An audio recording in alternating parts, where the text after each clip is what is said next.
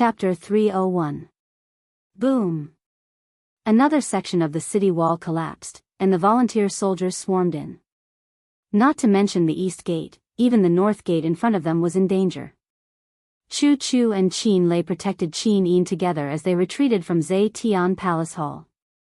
The defeat of Lanyan City was inevitable. The Qin Empire had been around for more than 7,000 years. Finally, on this day, the fate of this ancient empire had come to an end. The war drums thundered, and the imperial guards, whose faces were covered with blood, carried the war drums to the city wall. They beat the war drums with all their might and cheered for the Flying Mount Battalion, which was streaming out of the city. Chu Huayin's armor was stained with blood, and his face looked tired. At this moment, the light of dawn fell on his face, making him look exceptionally handsome. With his hand on the hilt of his sword, Chu Huayin walked at the front of the Flying Mount Battalion. With an arrogant look on his face, he looked at the volunteer soldiers who were in formation outside the north gate of Lanyan City from afar. This volunteer soldier used to be the private army of Qin Yi, the Prince of Jinan. It was an elite army from Bailing City, one of the 7 famous cities of the empire. At this moment, there were only 150,000 soldiers left. It was precisely because of the existence of this army that led to the defeat of Lanyan City. The Flying Mount Battalion was one of the only remaining corps of the empire. At this moment, there were more than 5,000 soldiers left, and the former commander of the Flying Mount Battalion was Long Qianlin.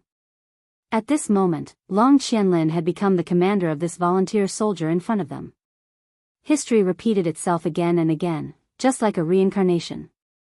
Long Qianlin knew the art of battle formations very well, so he only sent 1/3 of the troops.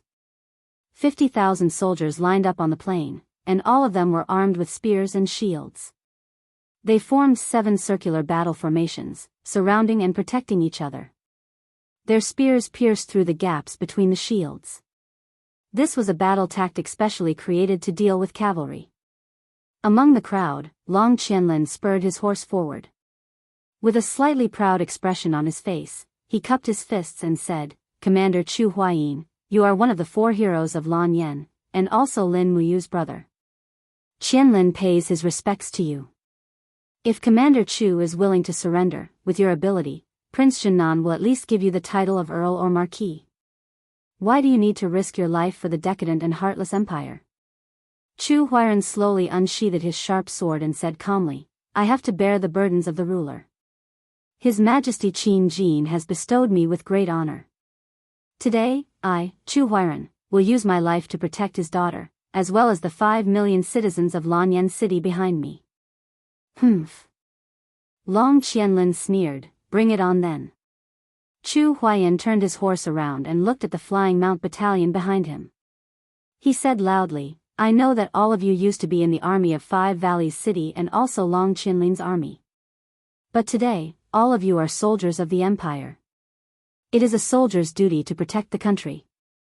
For the sake of the 5 million people of Lanyan City behind you, charge forward with me. Even if our corpses are buried in the ground, the soil under our feet will remember us. The mountains and rivers will remember us. Kill." The cavalrymen of the Flying Mount Battalion raised their weapons. Their faces were filled with hatred and anger. The sound of hooves gradually became more intense. The 5,000 cavalrymen were like a sharp blade that collided with the shield formation. In an instant, blood and flesh were all over the place. The first rays of the morning sun shone on Chu Huairan's face, but the cloak behind him fluttered. It was as if he was flying higher and higher, just like his dream. Yao, the moment Chu Huairan's sword tore apart the neck of a volunteer soldier, he laughed. "I'm not a competent brother, but I'm a competent soldier of the empire. Be proud of your brother." Outside the main battlefield, groups of volunteer soldiers had already killed their way into the city from the east and north gates. According to Marshal Ji Yao's order, massacre the entire city. These volunteer soldiers killed anyone they saw after entering the city. They were like ferocious beasts that devoured the lives in Lanyan City. At this moment, among the fleeing commoners, a young lady carrying a harp and her maid could be seen. There were also a few guards wearing the uniform of the Divine Might Battalion.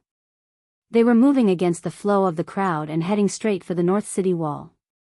Zhang Wei was holding a long saber and riding his horse as he commanded the imperial guards to retreat. His gaze swept across the crowd and he hurriedly flew over. He said respectfully, "Miss Xinxiang, the city gate has been breached. Why are you still here? Leave quickly and follow the commoners out of the city. That's our only hope." Xinxiang was carrying a harp, but she shook her head with a smile and said, "General Zhang Wei, you should leave quickly. I want to finish the last part of my journey with him on this ruined city wall." Zhang Wei's body trembled. His eyes were red as he cupped his fists and said, "The Empire has let you down and also let him down." Xinxiang smiled. "Thank you for your understanding, General. Go quickly and save more people." "Yes." Zhang Wei spurred his horse away while Xinxiang carried the harp and walked on the blood-stained stone steps. Step by step, she arrived at the ruined city wall. She slowly put down the harp on the broken wall where the battlements had fallen. She knelt on the blood-stained city wall and looked at the flying mount camp and the volunteer soldiers who were fighting in the distance. She knew that her beloved was dutifully doing his duty among the crowd. "Xiaoyu, burn the Qilin incense for me. Then you should escape too," Xinxiang muttered.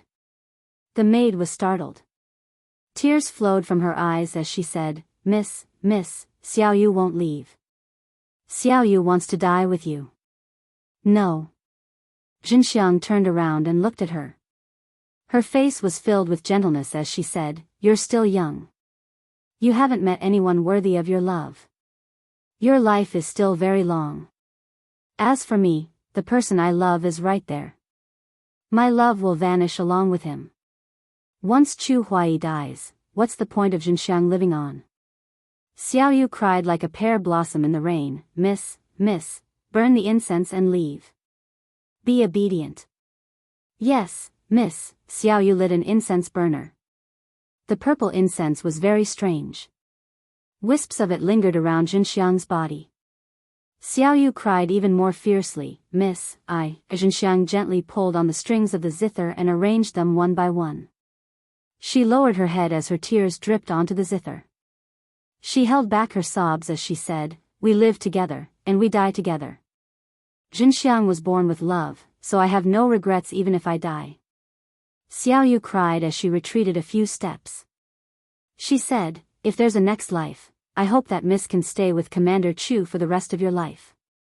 You don't have to suffer the pain of being separated by heaven and earth anymore. Xiaoyu is leaving now." As she spoke, Xiaoyu leaped up and landed silently under the rubble of the city like the morning sun. The guards looked at each other before cupping their fists and retreating. Xinxiang held back her tears as she looked at the crowd that was fighting below the city wall. She heard Chu Huai's voice and saw the resplendent lights of the star-plucking finger exploding in the crowd. No matter how sharp a sword was, it would not be able to sever the heart of love. The sound of the zither was filled with desolation. This was the first time Xinxiang had played the general zither. The sound of the zither was decisive, and it faintly carried the sound of a powerful army.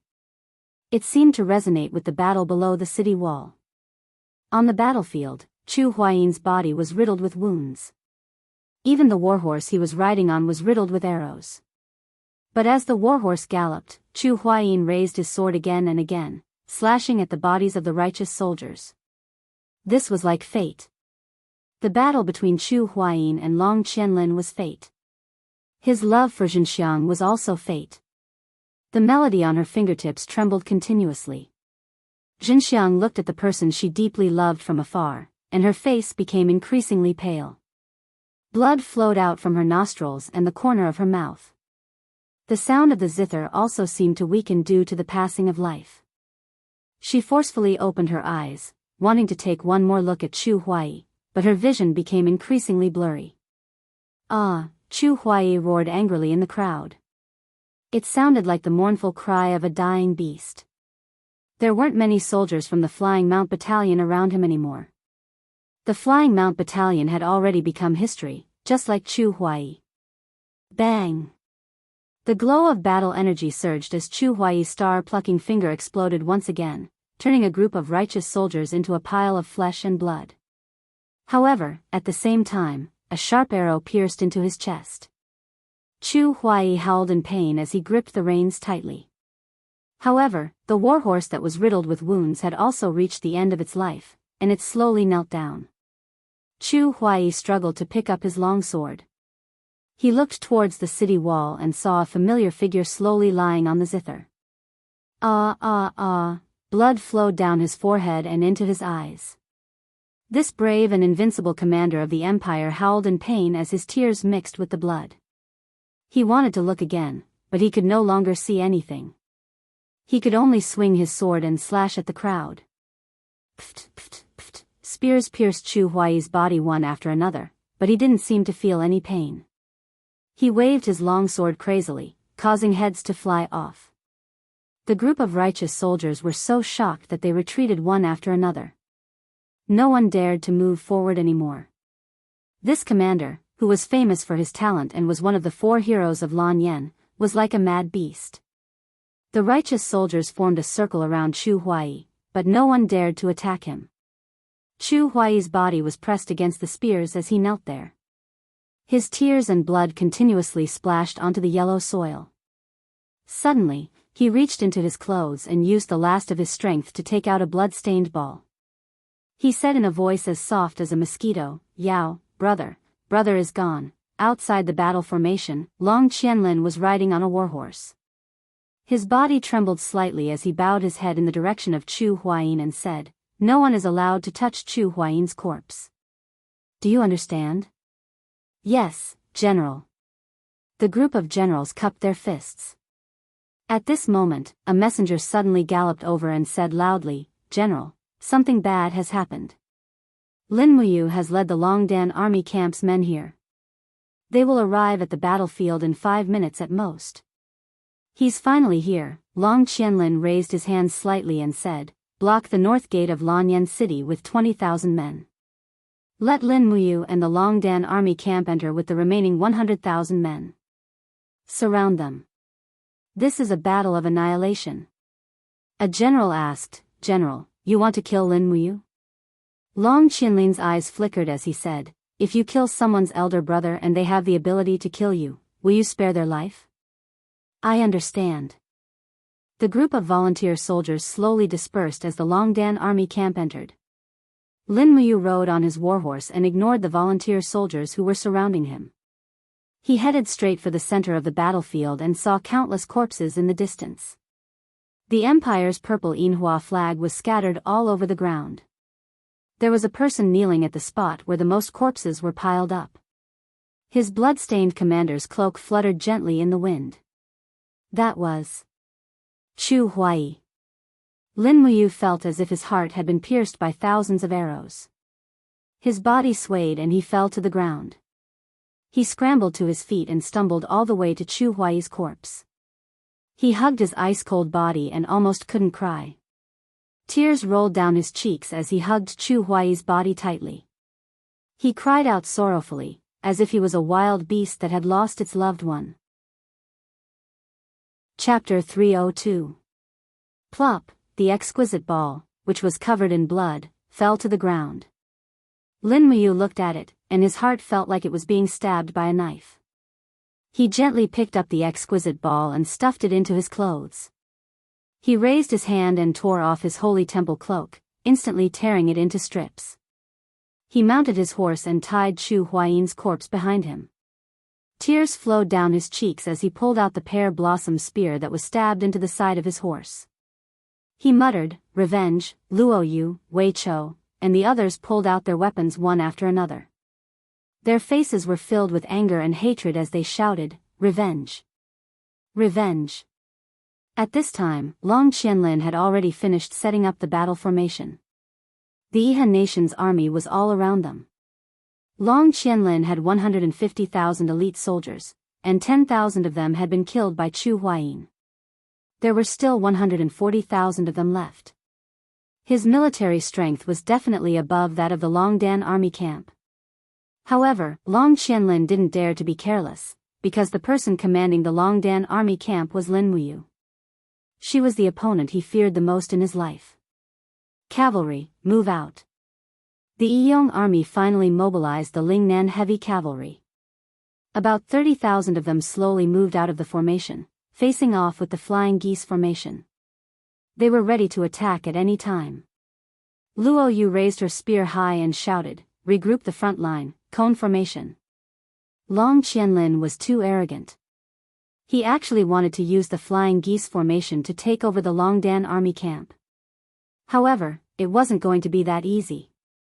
Everyone in the Longdan army camp was equipped with shields and armor. It wasn't going to be that easy to take them down. Charge! Lin Muyu acted as the sharp blade of the cone formation. She patted her horse and galloped forward. The sound of the horse's hooves could be heard behind her as she charged towards the opponent's flying geese formation. Just as the two sides were about to collide, the soldiers of the Brave Dragon Battalion took out their longbows and shot a round of arrows. Furthermore, they were using white diamond arrowheads. The white diamond was so sharp that it could penetrate a 10-centimeter thick steel plate. How could the Lingnan cavalry's armor withstand it? Puff, puff, puff, puff. Blood splattered everywhere. One round of arrow rain was enough to injure or kill thousands of Lingnan cavalrymen. This kind of loss was nothing much, but the corpses of the cavalrymen quickly became obstacles for their comrades at the back. When they collided with each other, the losses were hard to calculate. What was worse was that the Courage Dragon Battalion was charging towards them. The group of people led by Lin Muyu suddenly thrust their spears forward. Amidst the violent collision, the two heavy cavalry clashed head-on. In an instant, it was clear who had the upper hand.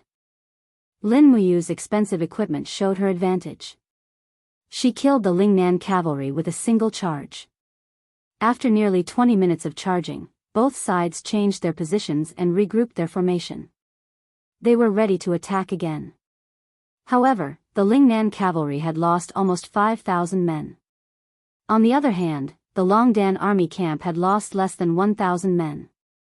Bastard! Long Qianlin clenched his fist and said coldly, "What kind of arrowhead is that? It can actually pierce through our steel shields." Lin Muyu is just too terrifying. A military officer cupped his fist and said, "General, do you want me to send someone to fetch an arrowhead for us to take a look?" "There's no need. Don't disturb the battlefield." "Yes." He hesitated for a moment and said, but our heavy cavalry is clearly not a match for the Longdan army camp. If we continue to fight them head-on, I'm afraid we'll suffer a great loss." Long Qianlin raised his eyebrows and said, "If we can use 30,000 heavy cavalry to exchange for the 10,000 Longdan army camp, then this deal will be too profitable." Yes, however, everything was not as Long Qianlin had imagined. After fighting for more than 2 hours, only a few of Lingnan's 30,000 heavy cavalry were left. At most, there were only 2,000 injured soldiers left. However, there were still more than 8,000 people from the Longdan army camp standing proudly on the battlefield. Lin Muyu, Wei Chou, Luo Yu and the rest were already covered in blood. No one knew how many people they had killed. They only knew that their comrades were decreasing one by one. The pear blossom spear seemed to have been bathed in blood. Even the handle that was holding it was a little slippery. Lin Muyu lightly shook her arm. Immediately, the pear blossom spear buzzed loudly and shook off all the blood. Looking at the volunteer army camp in the distance, Lin Muyu slowly raised her arm and pointed the pear blossom spear at them. She smiled and said, "Follow me and attack their volunteer army camp." Yes. The Longdan army camp did not wait for the enemy to reorganize their formation and launched their attack. There was no place for modesty on the battlefield. Lin Muyu understood the principle of not missing an opportunity. She would not give Long Qianlin any time to catch his breath. "Oh no, they aren't even resting before charging," said a military officer with a pale face in the middle of the volunteer army. Long Qianlin immediately waved his hand and said in a low voice, "Order them to immediately reorganize the heaven and earth formation and block the Longdan army camp." Yes. A group of archers, pikemen, and shield-bearers formed a circular battle formation and attacked rapidly. It was this battle formation that defeated Chu Huayin's flying mount camp. Now, Long Qianlin was using the same tactic again. It seemed like he wanted Lin Muyu to end up like Chu Huayin. Not only that, he swept his gaze across the crowd and cupped his fists.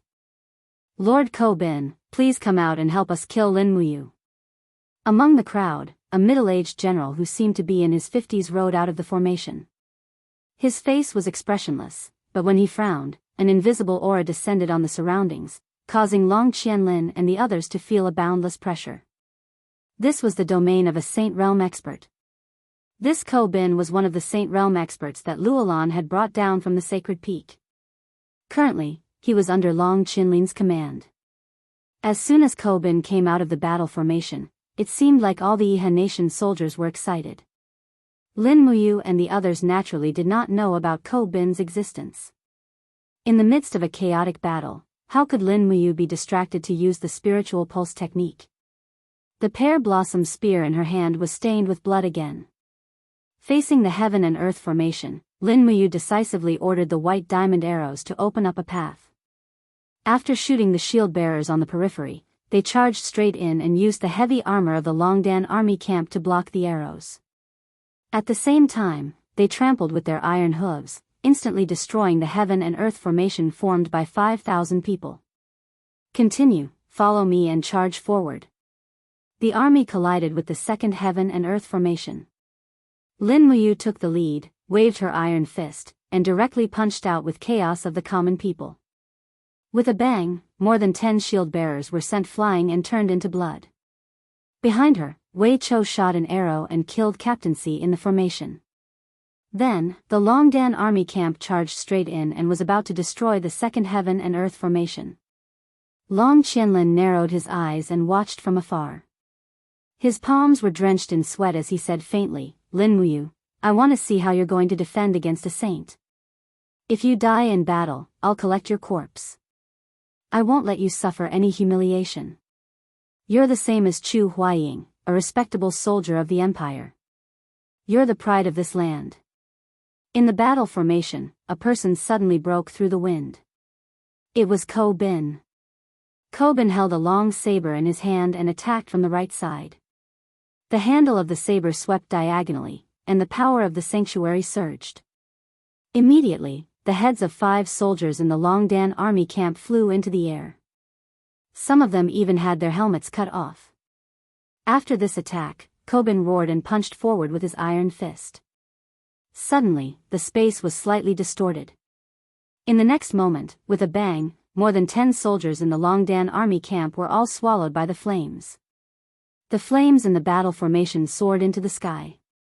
This was the cultivation of a sanctuary expert. It's a sanctuary. Wei Chou shouted. Men, come with me and kill them. No, you stay. Lin Muyu looked at Wei Chou from afar and gestured for him to stop. She said, everyone, change your bows and arrows. Let's kill this sanctuary expert first. I'll distract him. With that, Lin Muyu turned over and dismounted from the horse. She used the falling star steps and moved faster than the horse. The pear blossom spear was already hanging on the horse's back, but she raised her hand and pulled out the dragon spirit sword. She attacked from behind Ko Bin. With a roar, the fire in her palm was dense, and she directly used a spiral break that was infused with the true dragon essential fire. At the same time, with a swoosh in the air, the invisible demonic noise saber also flew out. Die. In the crowd, Ko Bin brazenly punched the heart of a soldier in the Longdan army camp, but he also felt the strong flame energy behind him. He quickly turned around and saw Lin Muyu. He couldn't help but laugh. Second heaven of the heaven realm? You'll still die. He spurred his horse forward, his eyes filled with killing intent. Suddenly, his aura rose, and the surrounding time seemed to freeze. Suddenly, everyone couldn't move, and an invisible aura controlled everything. Domain. Ha! Ko Bin laughed maniacally as he charged toward Lin Muyu. His fists were covered in scorching flames, and he blasted the dragon flame spiral break aside before unleashing another punch that struck the wall of her golden gourd. Bam! Lin Muyu was completely immobilized within the domain, and she threw up a mouthful of blood as she flew back a few steps. However, right at this moment, Wei Chou and the others, who were over 100 meters away, weren't within the domain. He raised his demon-devouring bow, and an arrow flew through the air before striking Ko Bin's suit of battle armor. The arrow penetrated about 3 centimeters into the suit of battle armor, and Ko Bin hurriedly stumbled back a few steps with an astonished expression on his face. How is this possible? His aura was thrown into disarray, and his domain also disappeared. Lin Muyu spun around and landed firmly on the ground. Her battle boots shone with a golden light as she stomped on the ground. Swoosh swoosh swoosh swoosh, golden gourd vines rose from the ground and bound Ko Bin tightly, not giving him any chance to break free from the gourd vines. Xiahou sang, Luo Yu, and the rest all took out their bows and arrows and released them. In an instant, Ko Bin had turned into a porcupine. Crack, an invisible demonic noise saber flew through the air, slicing through Ko Bin's head as well as the gourd vines. A Saint Domain powerful being had just died in the midst of a chaotic battle, and that seemed to further reinforce the saying that 2 fists were no match for 4 hands, let alone the elite Longdan army camp. Ko Bin had underestimated his opponent far too much. After getting onto her steed, Lin Muyu's expression became even more resentful as she yelled, "Continue to charge." The morale of the Yihan Nation soldiers was also shaken by Ko Bin's death. Long Qianlin was completely flabbergasted, and he couldn't help but mutter, "How is this possible? Great General, should we retreat our command camp?" one of the generals suggested. Long Qianlin gritted his teeth in response. "No, switch from defense to offense. Gather our forces and hold off the Longdan army camp." "Yes." Chapter 303. Mount Heaven's Causeway was a solitary peak that towered between heaven and earth. When Feng Jixing arrived at Mount Heaven's Causeway with 30,000 imperial guards, there was no trace of the imperial flag. Instead, Mount Heaven's Causeway was surrounded by the Tianshu province army that had changed their flag. 80,000 Tianshu soldiers were camped at the foot of Mount Heaven's Causeway, and their leader was Yuqi Tian, the head of the Yuqi family. However, the Tianshu army was no longer wearing the insignia of the empire. Instead, they were wearing the insignia of the Yihan nation. Yuqi Tian had committed treason. Tuck, tuck, tuck, it was the envoy of the Tianshu army. He held a white flag in his hand and had an arrogant look on his face. When he arrived in front of the imperial army, he laughed out loud and said, "Li Tong, the Heavenly Corps Army Adjunct, pay my respects to the commander of the Imperial Army, Lord Feng Jixing. You are an outstanding man, so you should understand the meaning of obeying the will of the heavens. The 80,000 soldiers of the Tianshu army have surrendered to the Yihan nation. Together with the 50,000 reinforcements from Lingnan, there are 130,000 soldiers waiting for you, Lord Feng Jixing. His Highness, the Southern Guardian King, has said that as long as you are willing to surrender to the Yihan nation, he will confer you the title of Northern Guardian King. What do you think, Lord?" Feng Jixing sat on his warhorse with a tired expression. He looked at Li Tong indifferently until he saw that Li Tong was a little ill at ease. "Lord, why are you looking at me like that?" Feng Jixing smiled. "I want to see what a dog's face looks like." "You?" Li Tong said angrily, "Feng Jixing, don't think that you're so great just because you're the commander of the Imperial Guards. Let me tell you, the Empire is finished. From now on, it will be the Yihan nation's world. You, Feng Jixing, are nothing more than a dog of the Empire. Commander Yuqi Tian sent me here to negotiate with you because he thinks highly of you, Feng Jixing. Otherwise, my 130,000 soldiers would be able to destroy your mere 30,000. Then let him destroy us." Feng Jixing suddenly pulled out his saber and directly chopped off Li Tong's head. Blood splattered far away, but none of the surrounding Imperial Army generals dodged, allowing the blood to splatter on their bodies. "This way, no one will be able to report back to Yuqi Tian and have him destroy us," Luo Lai said indifferently. Feng Jixing smiled. "Don't worry. I'm sure that old dog Yuqi Tian will understand what I mean." "What now?" "His Majesty has been murdered." Feng Jixing murmured, "Let's retreat." Retreat towards the direction of the imperial capital. Retreat as we fight.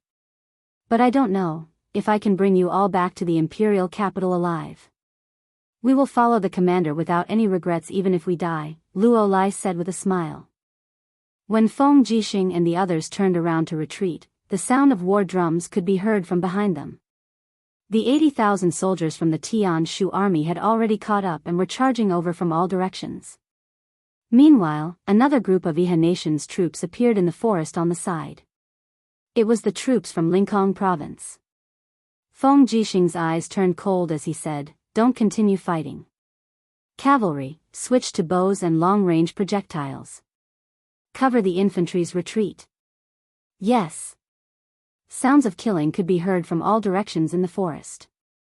In Lanyan City, dust was flying everywhere on the battlefield north of the city, but the battle was nearing its end. The afterglow of the setting sun shone on the battlefield, illuminating the pools of blood. After a whole day of fighting, the Longdan army camp had not been able to charge out of here, but the Ihan nation had paid an even heavier price. More than half of the 150,000 elite soldiers under Long Qianlin's command had been killed by the Flying Mount camp and the Longdan army camp in a single day. Chief General. An old general looked at the unbearable scene on the battlefield and said with a trembling voice, "These Ihan nation soldiers are the Lingnan warriors who were raised by His Highness, the Prince of Jinan. Now, 90,000 of our 150,000 soldiers have died in battle. I'm afraid it's not appropriate for us to continue fighting. Otherwise, if His Highness investigates, I'm afraid that Chief General will not be able to absolve himself from the blame. No, we must kill everyone in the Longdan army camp." Long Qianlin looked at the battlefield with an ashen face and said, "There are only slightly more than 1,000 soldiers left in the Longdan army camp. Only by killing them can it be considered a real victory. If we don't get rid of the Longdan army camp today, this troop will definitely be a huge problem for us in the future." The old general gritted his teeth and said, "Chief General, His Highness gave you the military power so that you can fight for the Iha nation. However, you seem to have placed the grudge between you and Lin Muyu in a more important position. If that's the case, I'm afraid I have to consider reporting to His Highness." "You?" Long Qianlin narrowed his eyes. The old general continued, "I've also heard that it was Lin Muyu who saved your wife, Hu Xiaoyun, when you were in Five Valley City. I don't know if that's true. Since you're indebted to Lin Muyu, why are you so ruthless, Chief General?" Long Qianlin laughed miserably and said, "Do you think that I don't want to let Lin Muyu go? However, do you know what kind of price we'll have to pay once Lin Muyu takes her revenge? I'm afraid it won't be as simple as tens of thousands of people. However, since you've said so, let's drop the matter for today. I don't want a hero like Lin Muyu to die on the battlefield. Men, sound the gongs to retreat and let Lin Muyu enter the city." "Yes, General."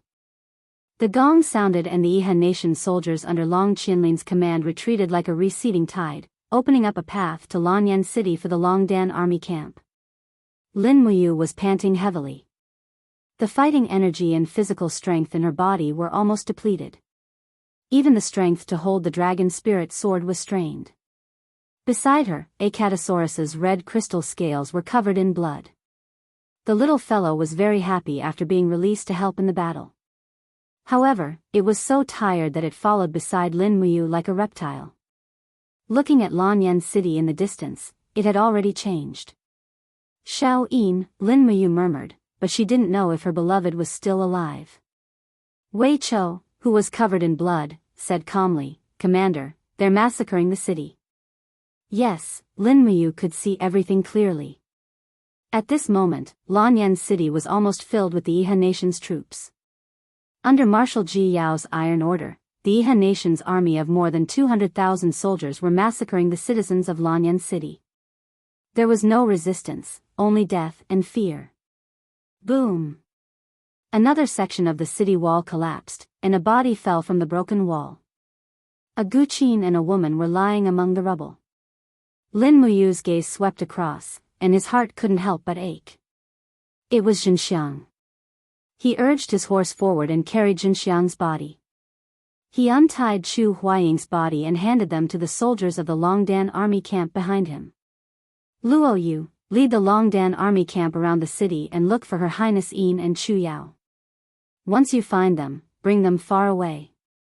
Wei Chou, Xiahou sang, the two of you will bring the remaining imperial guards and follow me into the city. Also, bury Big Brother and Jinxiang together. Even if they can't be together in life, at least they can be together in death. Yes, my lord. There were only slightly more than 1,000 people left in the Longdan army camp. Lin Muyu really didn't want this army that he had raised with his own hands to die in the chaos. At least he wanted to leave a torch for the Longdan army camp and the empire. As night fell, the Longdan army camp disappeared into the night. Lin Muyu, Wei Chou, and Xiahou Sang brought more than a dozen imperial guards into the city. They could only hope that Qin Yin could successfully escape. However, it was easier said than done. The Yihan nation had sent countless soldiers and peerless masters to hunt down the empire's crown prince in the city. In the distance, there were howls on Tongtian Street. Countless commoners were banished to the streets. Then, they were killed by a group of brave soldiers carrying broadswords. The screams of young girls could be heard from the rubble on the side. The Yihan nation had conquered Lanyan City, so it was inevitable that they would abduct the young women in the city. This seemed to be an unwritten rule. Is this what it means to be benevolent and to treat all living things equally? Wei Chou couldn't help but sneer. He didn't hide the grief and indignation on his face. Lin Muyu led the group into the alley and rushed all the way. They didn't dare to provoke the Yihan nation's soldiers. If they killed one person, they would attract 10 or even 100 people. Then, there would be no need to talk about saving Qin Yin. Not far away, a pile of corpses was being burned. They were all commoners who had been slaughtered. The burnt smell permeated the entire Lanyan city. Judging from the light of the fire, more than 1/3 of the city had been burned and killed. Lanyan city was very large and could accommodate 5 million people. The Yihan nation's massacre would probably continue for a long time. When the group took a detour to the vicinity of Zetian Palace, they saw from a distance that Zetian Palace had been heavily surrounded by the Yihan nation's army. The dozen or so people under Lin Muyu's command were simply courting death. However, there were still many Yihan nation's cavalrymen coming and going in Zetian Palace. They seemed to be searching for something. Xiao Yin probably hasn't been found yet. Lin Muyu secretly rejoiced and said, "We don't need to enter Zetian Palace. We'll set up an ambush in this alley. We'll knock a few people unconscious and interrogate them." Yes. The group of people tied up their warhorses and hid in an empty house. The commoners had been captured and killed, so there would be no one left. They waited until midnight. Finally, a group of cavalrymen galloped over. Under the starlight, they could see that the person at the front was wearing a black cloak and armor.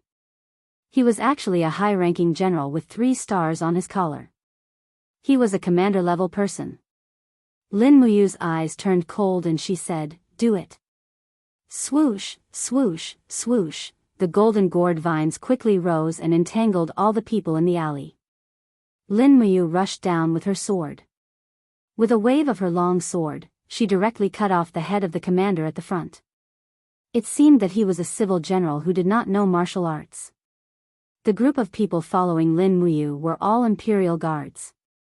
Their cultivation levels were extremely high.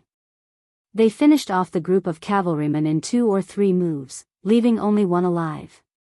This survivor looked at the corpse under Lin Muyu's sword and muttered, "It's over, it's over." "The commander is dead," Wei Chou said coldly. "A mere commander, what does he count as?" The bodyguard was aghast and said, He is the Yiha Kingdom's General Lin Yu." "Lin Yu?" Lin Muyu was stunned. "The Lin Yu who used the tactic of crossing the mountains with a green raincoat?" "Yes." "Good death." Lin Muyu swept her gaze across and said, "Leave no survivors. Change into their clothes and continue to look for Her Highness Yin." "Yes." The sky gradually brightened. The holy temple was full of commoners who were seeking refuge. They hoped that the guards of the holy temple could save them and escape the massacre of the city. But how could they escape? Boom! Under the fierce palm wind, the bodies of the two Iha Kingdom cavalrymen were torn apart. The Holy Temple's Grand Deacon, Lei Hong, stood guard outside the Holy Temple. He looked towards the east and said, "It's daybreak," but at this moment, a powerful aura suddenly descended from the sky. He hurriedly looked up and a trace of despair flashed in his eyes. Luo Lan. Chapter 304. Luo Lan, who was wearing a golden robe, stood in the air. She looked at Lei Hong with disdain. Divine power surrounded her. She smiled faintly and said, "You are Lei Hong, one of the two sacred regions of Lanyan City?" Lei Hong raised a shining iron spear. His eyes were filled with reverence. He said, "Luo Lan, the sacred temple is the temple of the continent's cultivators. Since ancient times, it has not been blasphemed. No matter how many soldiers pass by, no one is allowed to start a massacre in the sacred temple. Iha country massacred the entire city, but definitely not in my sacred temple. No, I don't kill." Luo Lan's lips curled up. She said indifferently, "I'm only here to meet you, one of the two sacred regions of the empire." Lei Hong glanced at the bustling citizens of Lanyan City in the sacred temple. He also saw Guiyang, Qin Yan, and the others looking at him. He shouted, "Close the doors of the sacred temple. No matter what happens, don't come out." Qin Yan gritted his teeth. "Grand Deacon." Lei Hong said decisively, "Close the doors." Guiyang pushed with his palm. Immediately, the doors of the sacred temple closed. Through the gap of the doors, Lei Hong, dressed in a white robe, raised his iron spear high up. The power of the spirit returning art quickly spun. "Good. Good." Luo Lan praised twice and laughed. "This is the first time I've met such an opponent since I came to the lower realm. Heh, but it's still not enough. I didn't expect that after Qini ascended 200 years ago, the powerhouses in the lower realm would be so weak that a mere Saint Venerable can become the Saint Hall's Grand Deacon." As she spoke, Luo Lan suddenly thrust out with one hand. A blood-red blade came out of her body. First-class martial spirit, demon blood blade. In the next moment, the light of the demon blood blade fell down like a mountain. Bang! Dust rose. The spear in Lei Hong's hand was broken into two. A bloodstain appeared on his shoulder. But he seemed to not feel the pain at all. He suddenly leaped and rushed towards Luo Lan. His left hand was behind his back. He quickly raised his right hand. The second-class martial spirit, Starlight Sword, came out of his body. The blade was surrounded by the golden divine power of the spirit returning art. It broke through the air. Good timing. Luo Lan chortled with glee as she gently swept an arm through the air, upon which a suit of battle armor quickly materialized. Bursts of divine power were injected into the suit of battle armor, and the suit of battle armor was able to forcibly repel Lei Hong's attack. However, Lei Hong's attacks were unending. The moment his martial spirit shattered, he raised his palm, and the soul-returning art transformed into a golden light that fell from the sky. It was like a golden bell that enveloped Luo Lan and the demon blood saber. Without a whing sound, the flames soared into the sky and burned fiercely. Luo Lan was dead. No, God would not be defeated so easily. In the next moment, with a chi-la sound, space distorted slightly, and a spatial crack suddenly appeared behind Lei Hong. Luo Lan's figure came out, and she said indifferently, "It ends here, Lei Hong, go to the afterlife." Buzz! The demon blood saber glowed brightly, forming a powerful divine realm domain that enveloped Lei Hong and Luo Lan. Arg! Lei Hong let loose a howl of anguish as blood flowed from the corners of his mouth. He abruptly fell to his knees, and he was completely unable to activate his Saint Realm domain. In the face of Luo Lan's power, he appeared to be extremely weak.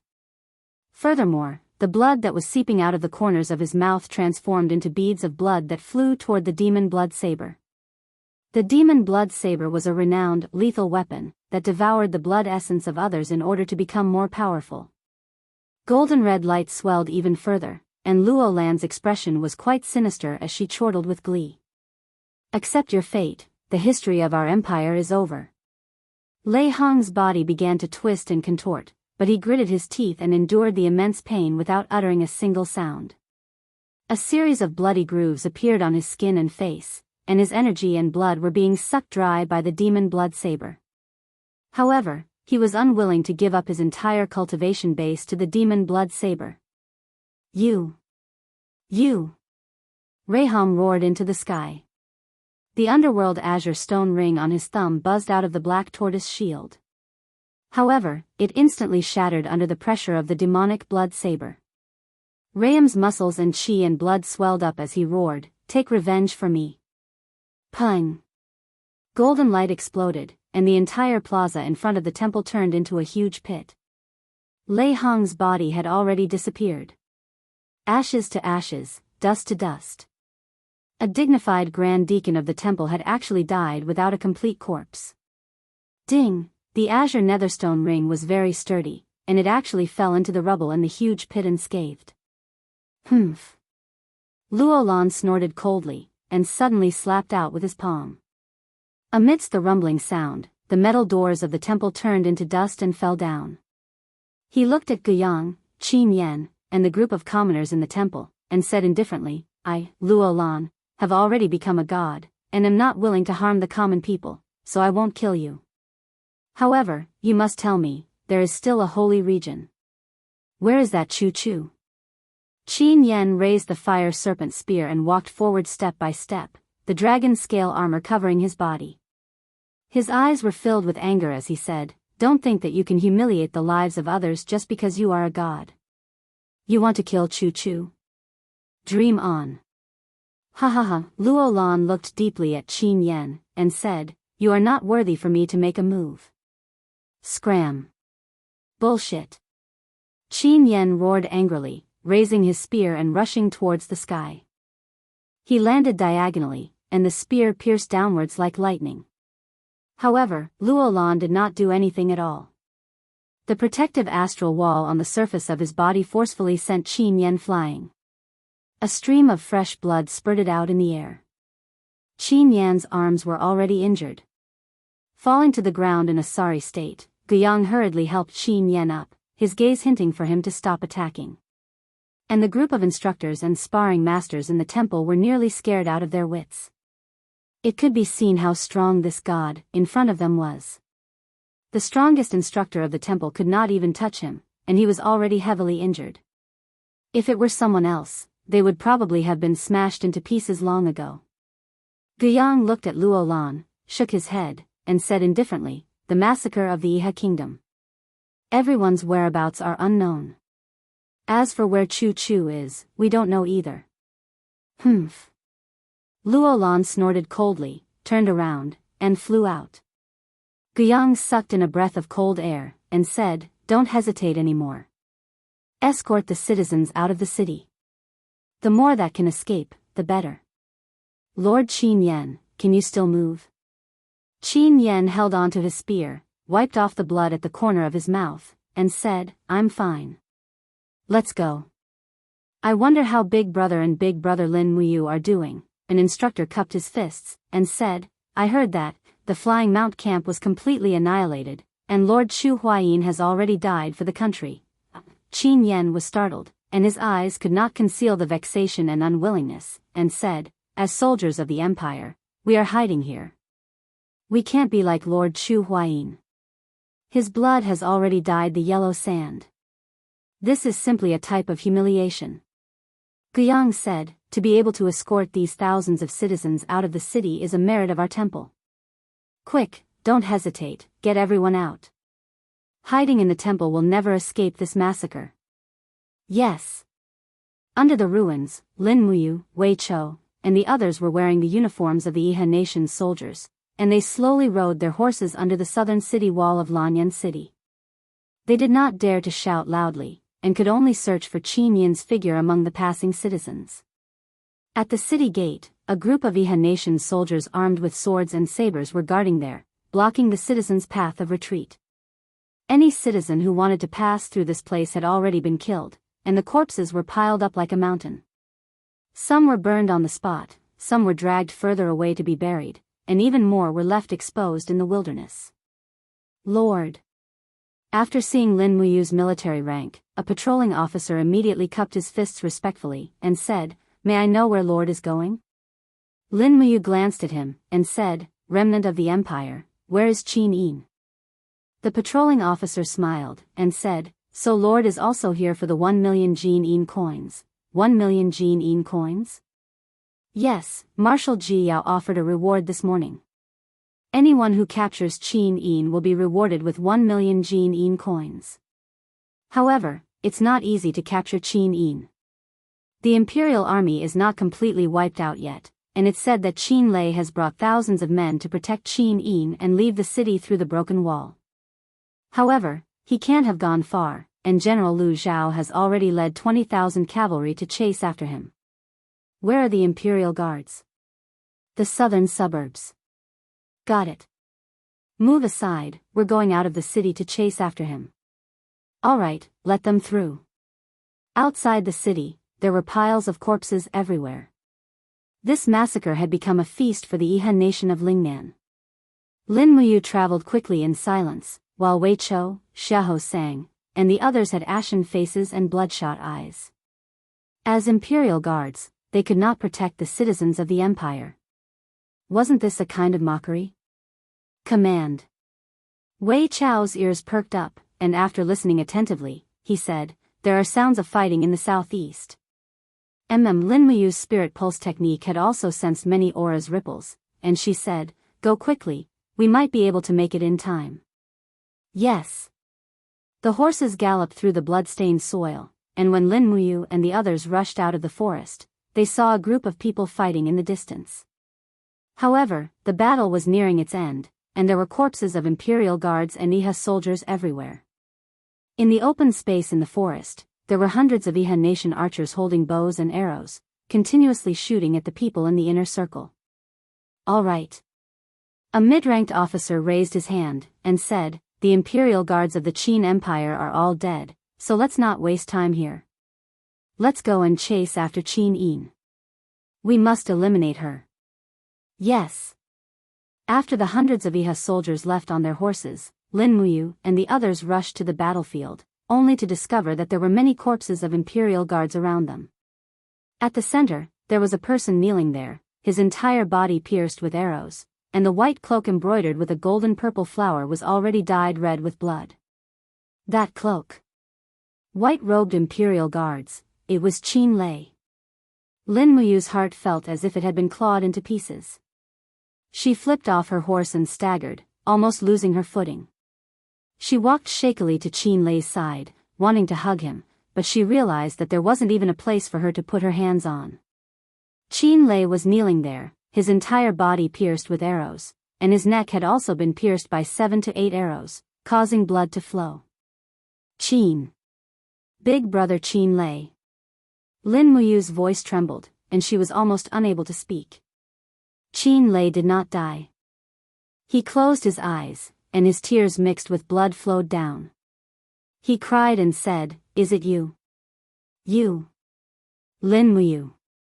I can't protect her anymore, I can't protect her anymore." Chapter 305. Lin Muyu pulled out the arrow from Qin Lei's arm, hugged him, and said in a trembling voice, it's okay, brother Qin Lei. I will protect her in your place, I won't let anyone hurt her." Qin Lei didn't say anything, his body gradually turning cold, and the last strength of his life slowly faded away. Wei Chou, Xiahou sang, and the other Imperial Guards all dismounted and knelt on the ground, tears flowing uncontrollably. The Imperial Guards of the Qin Empire, the commander of the Imperial Guards, Qin Lei, had died for his country. "Get on the horse and find Her Highness Yin." Lin Muyu mounted the horse and wiped away the tears on his face. He thought he was just a passerby in this world, but today, he was no longer. On the roadside, groups of refugees escaped from Lanyan City, but what awaited them were more and more hunting teams. Lin Muyu held the dragon spirit sword and rode back and forth with Wei Chou, Xiahou sang, and the others, but didn't kill anyone. In front of them, a group of ragged commoners were scared out of their wits when they saw them in the Yihan nation's military uniform, but they couldn't run anymore. They just sat in the forest and cried bitterly. Lin Muyu took a deep breath and rode forward, saying, "Don't cry, we're not from the Iha nation. Let me ask you, do you know where Her Highness Qin Yin is?" You're not from the Iha nation?" A young girl about 20 years old asked while crying. "Yes, no, we're the Imperial Army, but we've changed into the Iha nation's uniform." "Then you..." The young girl suddenly burst into tears, rushing forward and waving her fists to hit Lin Muyu, crying and saying, "You trash. What Imperial Army, you actually let the dogs of the Iha nation kill so many innocent commoners. You're not the Imperial Army, you're just a bunch of trash, a bunch of useless trash." Lin Muyu endured her beating without saying a word. Perhaps she deserved it. Every Imperial soldier had an undeniable responsibility for the fall of Lanyan City. On the side, Wei Chao's eyes were cold, and he shouted in a low voice, "Enough. Do you think we don't want to fight? Do you think we have fewer casualties? Do you know that the 17,000 soldiers of the Flying Mount Battalion have already been annihilated? Do you know that in order to save you, only 1,000 of the 20,000 soldiers of the Empire were left in the Longdan army camp? Do you know that the commander of the Imperial Guards, Qin Lei, and the commander of the Flying Mount Battalion, Chu Huaying, have already died for their country? Do you know that the person you are fighting has killed hundreds of Iha soldiers? Yes, you're all civilians. You can choose not to participate in the war, but Lanyan City is our home. No one can shirk the responsibility for the destruction of our home. We're soldiers, and it's our duty to fight for our country. But, please don't humiliate our dignity as soldiers." The young girl stood there in a daze. After a long while, she sobbed and said, Can we still go home in the future?" "I will." Lin Muyu said softly, "Lanyan City will definitely be recovered. It won't take long. Run as far as you can. When you hear the news that Lanyan City has been recovered, you can go home." "Thank you, my lord. Let's go." The group of civilians stood up and left. At this moment, an old man holding a horse-head zither came over and said, "My lord, the person you're looking for is Her Highness Qin Yin. This old man doesn't know her, but I saw a group of people just now. Among them, there was a woman with an extraordinary bearing. She didn't look like a woman from an ordinary family, and she was holding a zither that looked very expensive." "A zither?" Lin Muyu was stunned and asked, "Where is she?" "She's in the forest to the east. It happened a few minutes ago." "Okay, thank you, old man." Lin Muyu glanced at Wei Chou and the others and said, "Full speed ahead. We found Xiao Yin." "Okay." More than a dozen people passed through the forest. Further ahead, there was indeed a group of refugees. There were about 200 people, and all of them were staggering. Lanyan City was huge, and the moment they escaped from Lanyan City, they were already exhausted. Yet, they still had to suffer the pursuit of countless Iha Kingdom cavalry. An old woman turned around and saw Lin Muyu and the others. She immediately shouted in terror, "Oh no, oh no, the Iha Kingdom demons are here again. They're here again." However, no one seemed to be able to run. One of the middle-aged men held a shovel and said, "Fight them to the death. Yes, fight them to the death." As Lin Muyu galloped over, the man with the shovel suddenly bent down and swept the front hooves of Jitty. However, Jitty was a fine horse bred in the endless forest, and he leaped to avoid it. Lin Muyu quickly turned back and whispered, "Don't attack, we're not Iha Kingdom soldiers." However, the sound of a sword being unsheathed came from behind. Lin Muyu suddenly turned back and saw the golden god binding chains Marshall's soul hovering around the blade. He hurriedly lifted his cloak and shouted, "Xiao Yin, it's me." "Ah!" Qin Yin suddenly cried out, and the zither in her hands fell to the ground. She leaped into Lin Muyu's arms and cried loudly, but she didn't say a word. Lin Muyu hugged Qin Yin and gently stroked her back. After nearly 10 minutes, Qin Yin finally raised her head and said, "Yen Lanyan City has fallen. The Empire no longer exists. No, the Empire will be rebuilt and our home can be rebuilt, but we can't lose confidence." Lin Muyu looked at her deeply and said, Xiao Yin, you must be strong. All of us are waiting for you to lead us to rebuild the empire. Qin Yin responded with a whimper, and her tears fell uncontrollably. How is Yan Lanyan city? All 4 sides of the city wall have fallen. Lin Muyu said in a trembling voice, Chu Huayin died for the empire. Qin Lei also died for the empire. Qin Yin's body trembled slightly, and she looked in the direction of Yan Lanyan city with teary eyes. What happened to the empire? Brother Yu, do you have any news of Commander Feng Jixing? No. Lin Muyu shook her head and said, Xiao Yin, do you have any news of Chu and Chief Deacon Lei Hong? Anne. Chu Yao, do you know anything? Qin Yin said, Chu was originally with us, but in order to divert the attention of the volunteer soldiers, we got separated. Chief Deacon Lei Hong escorted the medical officers of the spiritual medicine department to seek refuge in the holy temple. Sister Chu Yao is among them, but I heard that Luo Lan, the God state expert, has already gone to the holy temple. I'm afraid, Sister Chu Yao will be fine. Lin Muyu said blankly, but even she couldn't convince herself with these words. At this moment, Wei Chou suddenly said in a low voice, Commander, there are people coming. They are from the Iha nation, and there are at least 1,000 cavalrymen. What should we do? If we leave, I'm afraid Princess Yin and the people will. We won't leave. Lin Muyu said indifferently, even if we die, we must protect this group of people.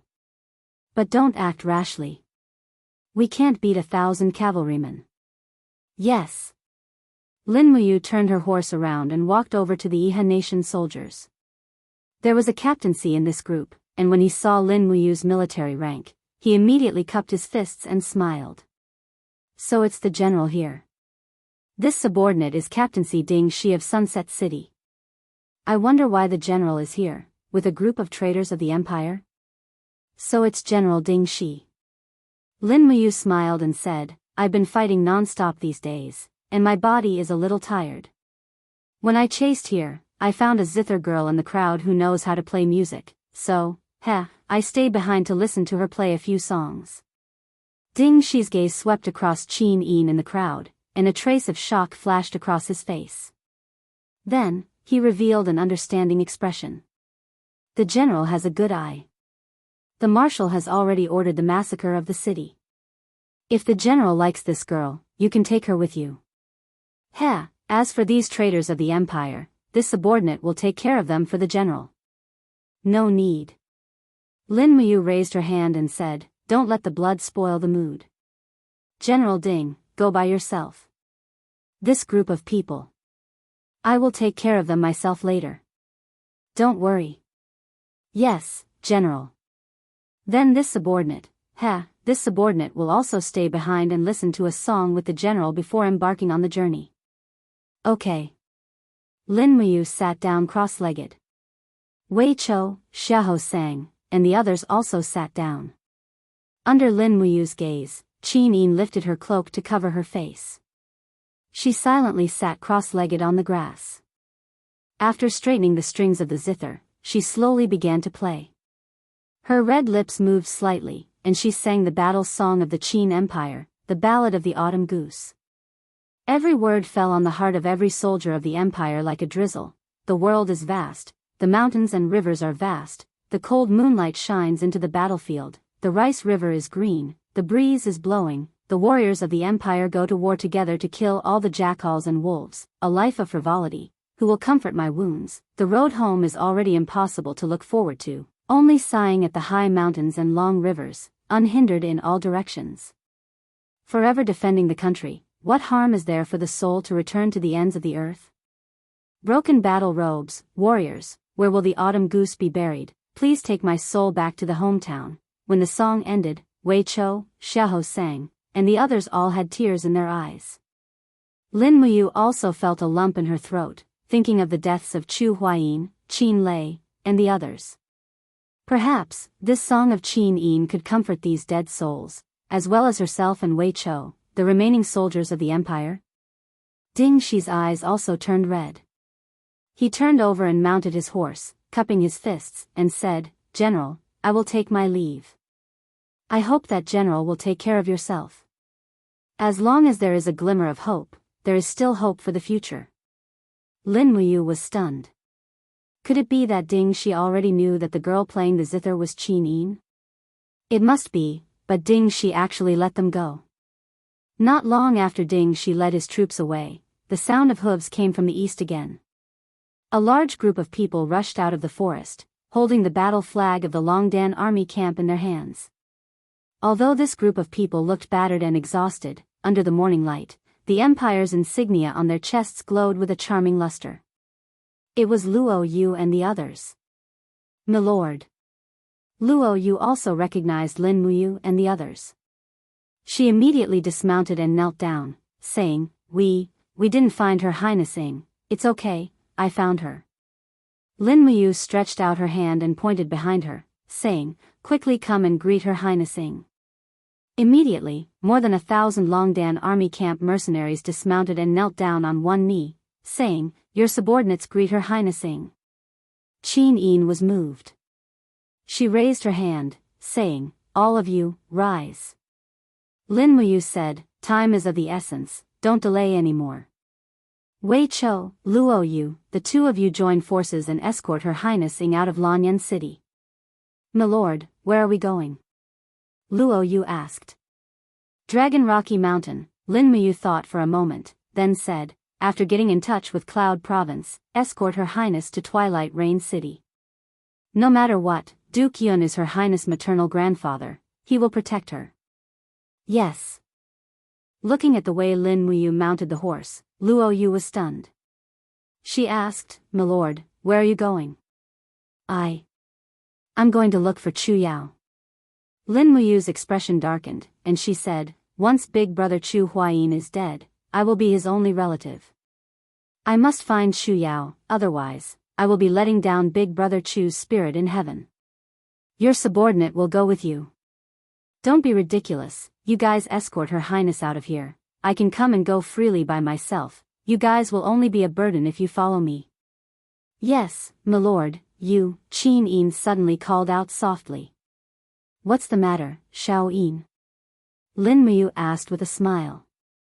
Although Qin Yin's heart was filled with unease, she smiled slightly and gave him her best look, saying, "The mountains are long and the rivers are far, we will meet again if fate allows it." "Yes, we will meet again." Lin Muyu nodded and rode away. Chapter 306. South of the Seven Seas Province, Jianfeng Ridge, a lone peak pierced the clouds. Banners fluttered at the foot of the mountain. The Jianfeng Ridge Barracks was also one of the 3 major garrisons in the Seven Seas Province. There were 70,000 soldiers stationed at the Jianfeng Ridge Barracks, and they surrounded and protected each other with the Seven Seas Pass. The real purpose was nothing more than to prevent Lanyan City from suddenly attacking. But now, the empire no longer existed, and this army seemed to have become a barrier against the iron hooves of the Iha nation. Thud, thud, amidst the sound of hooves, a snow-white steed galloped over from the official road. On the back of the steed was a beautiful young lady in a black cloak. Under the moonlight, her eyes were filled with anxiety and helplessness. When she arrived at the barracks gate, a group of soldiers immediately surrounded her and shouted, "Who are you? How dare you trespass into the Jianfeng Ridge Barracks?"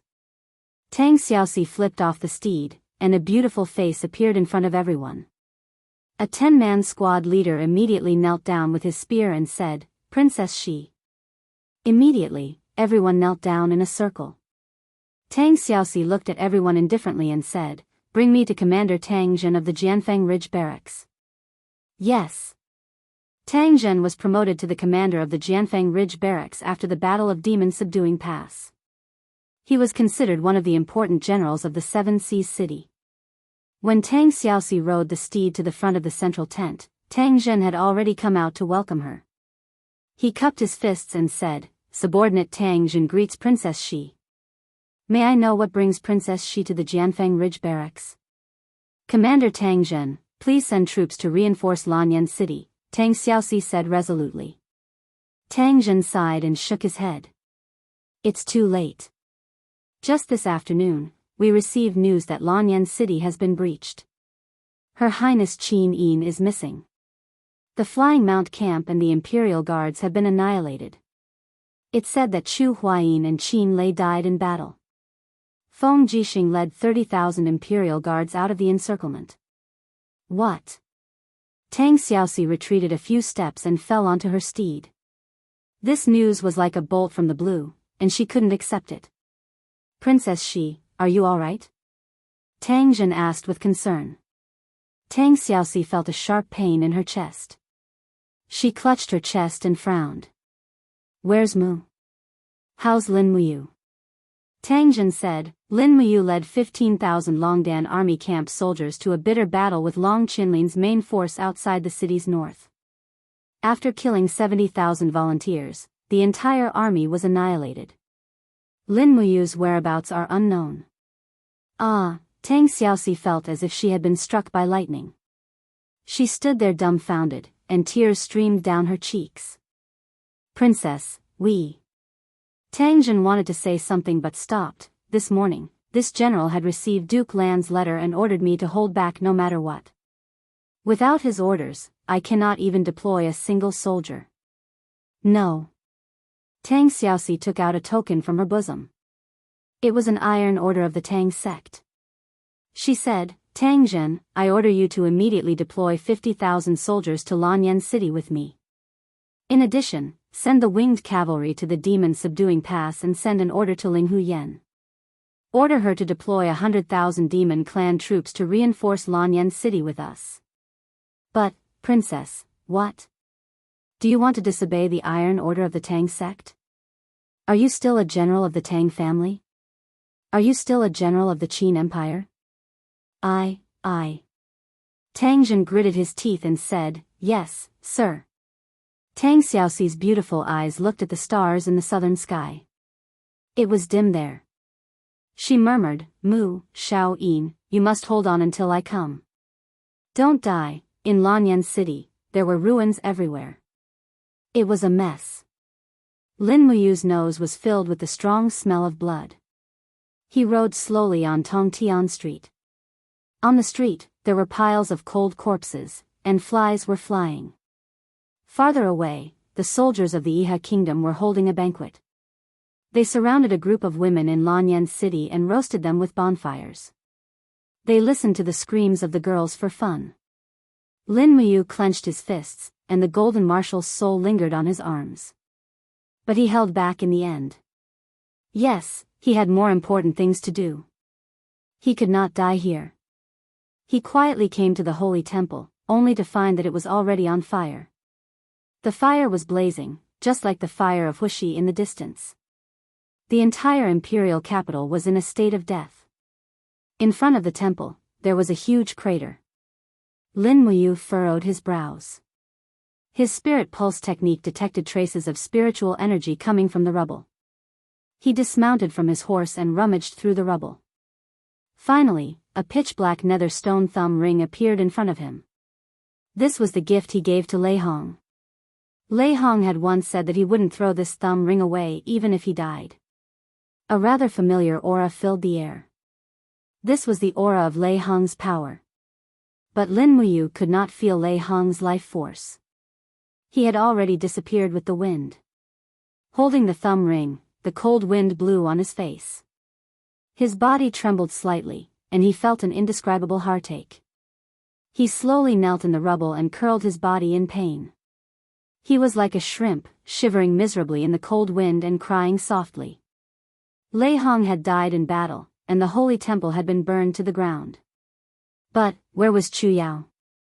After a long time, Lin Muyu stood up in the rubble again. Beside him, the Jedi warhorse snorted, waiting for its master's orders. This was indeed a good horse. It had not eaten for a few days, but it still had a lot of energy.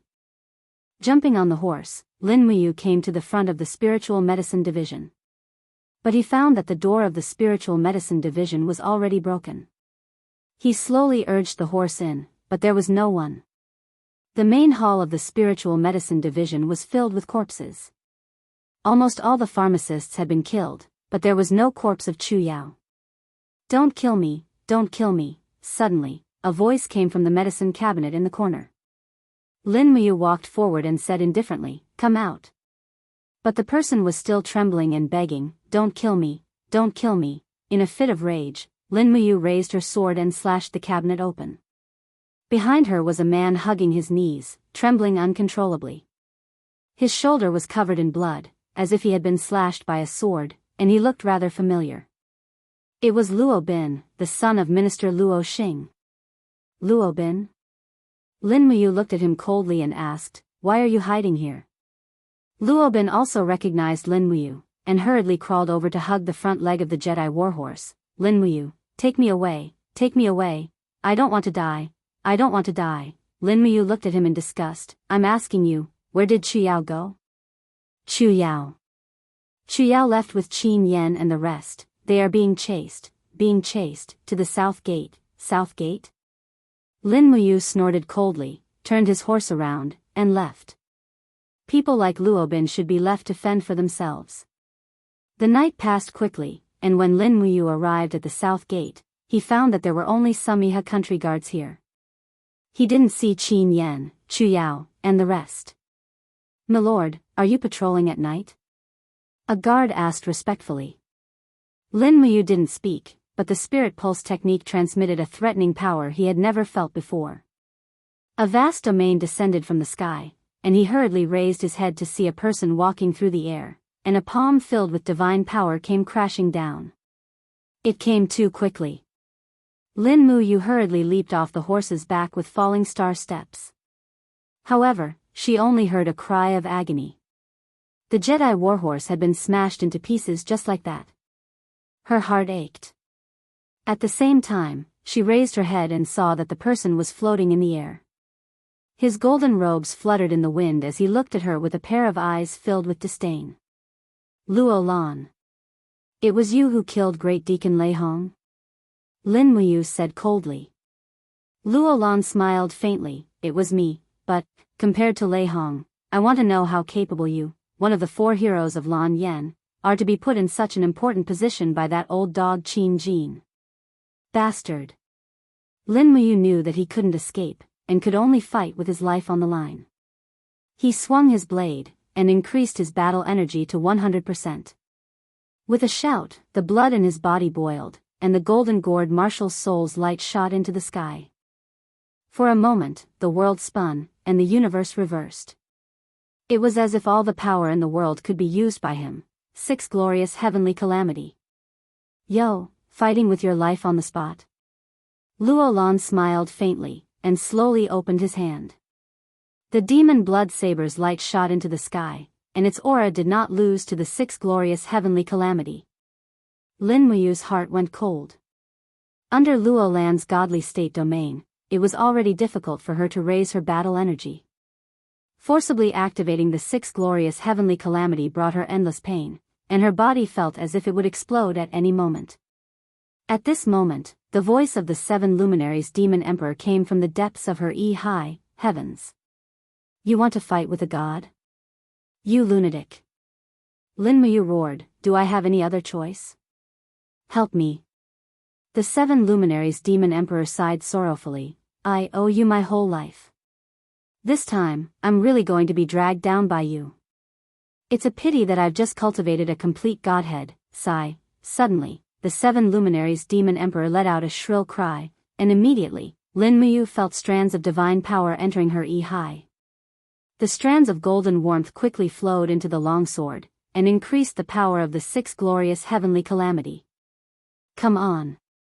Luo Lan looked at him as if he was facing a formidable enemy, and laughed heartily. "That old dog Qin Jin has sealed the wind, rain, thunder, and lightning generals, so I'll just kill them all." The demon blood saber met the dragon spirit sword that was strengthened by the golden gourd. Boom! There was an explosion, and the entire South City gate was once again corroded. Even many of the Iha nation soldiers who could not dodge in time were swallowed up by the divine power.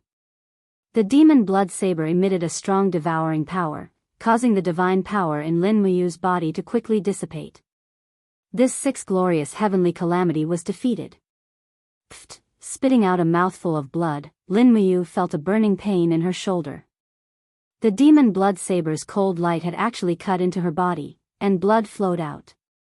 Ah! He roared angrily, and continued to press down the dragon spirit sword with all his might. With a bang, it slashed through the air at Luo Lan's righteous chi, but at the same time, the power of the sixth glorious heavenly calamity left the blade. Light-splitting slash. Luo Lan let out a muffled groan, and looked at the sword wound on his chest in disbelief. Blood gushed out wildly. Meanwhile, Lin Muyu suffered an even stronger backlash, and with a miserable howl, she crashed into the broken wall of the city.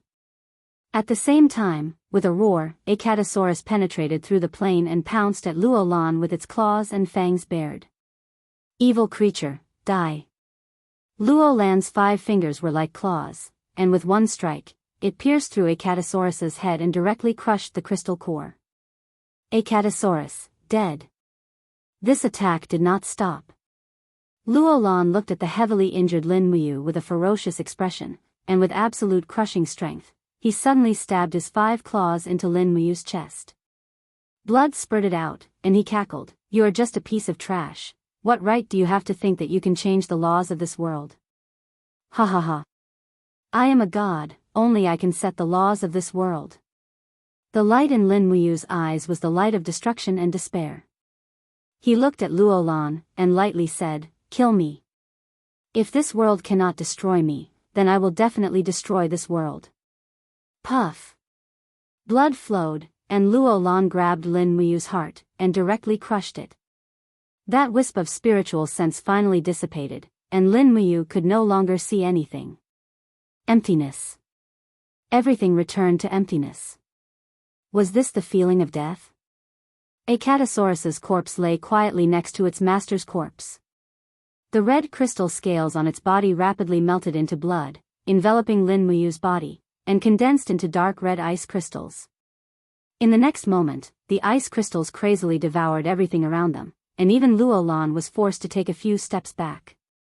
In the blink of an eye, a Catasaurus's corpse had become a giant ice crystal with a radius of 10 meters, lying in the rubble of the south gate of Yanlan City. Vaguely, a human figure could be seen lying in the red ice crystal, motionless, without a sound. Lin Muyu, dead in battle.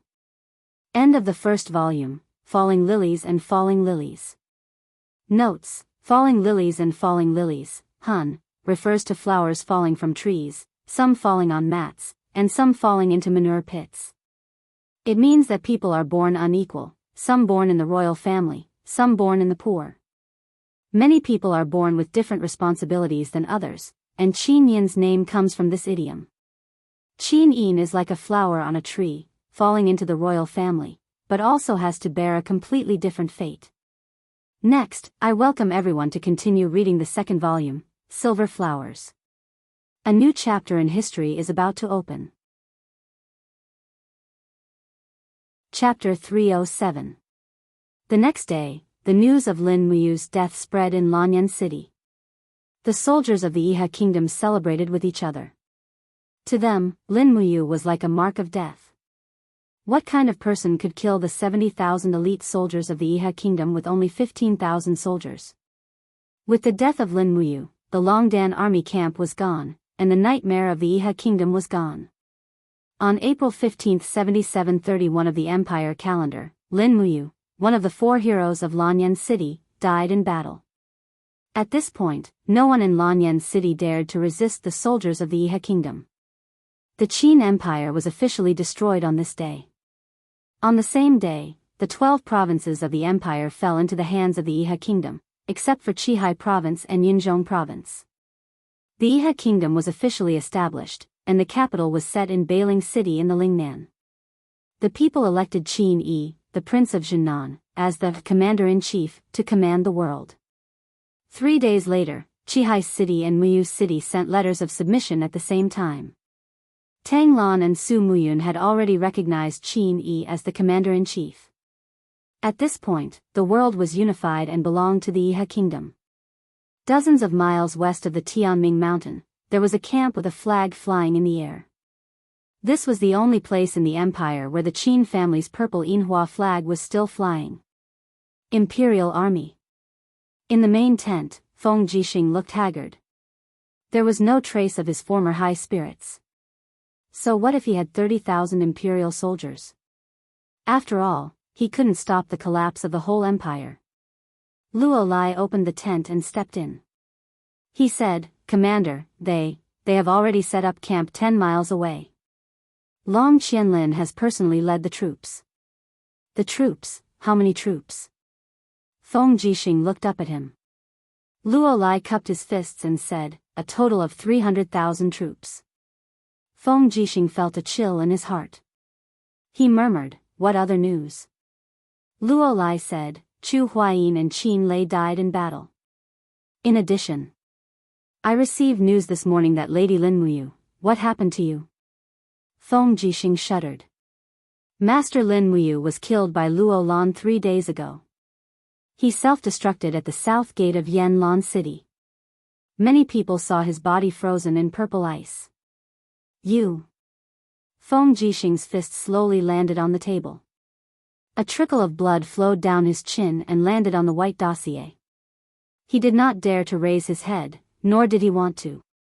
Luo Lai continued, "Long Qianlin wants to see you." "I won't see him." Feng Jixing lowered his head and said, "Pass down my order to the entire army. We'd rather die in glory than live in dishonor. Prepare for battle." "Yes." Luo Lai wanted to say something but hesitated.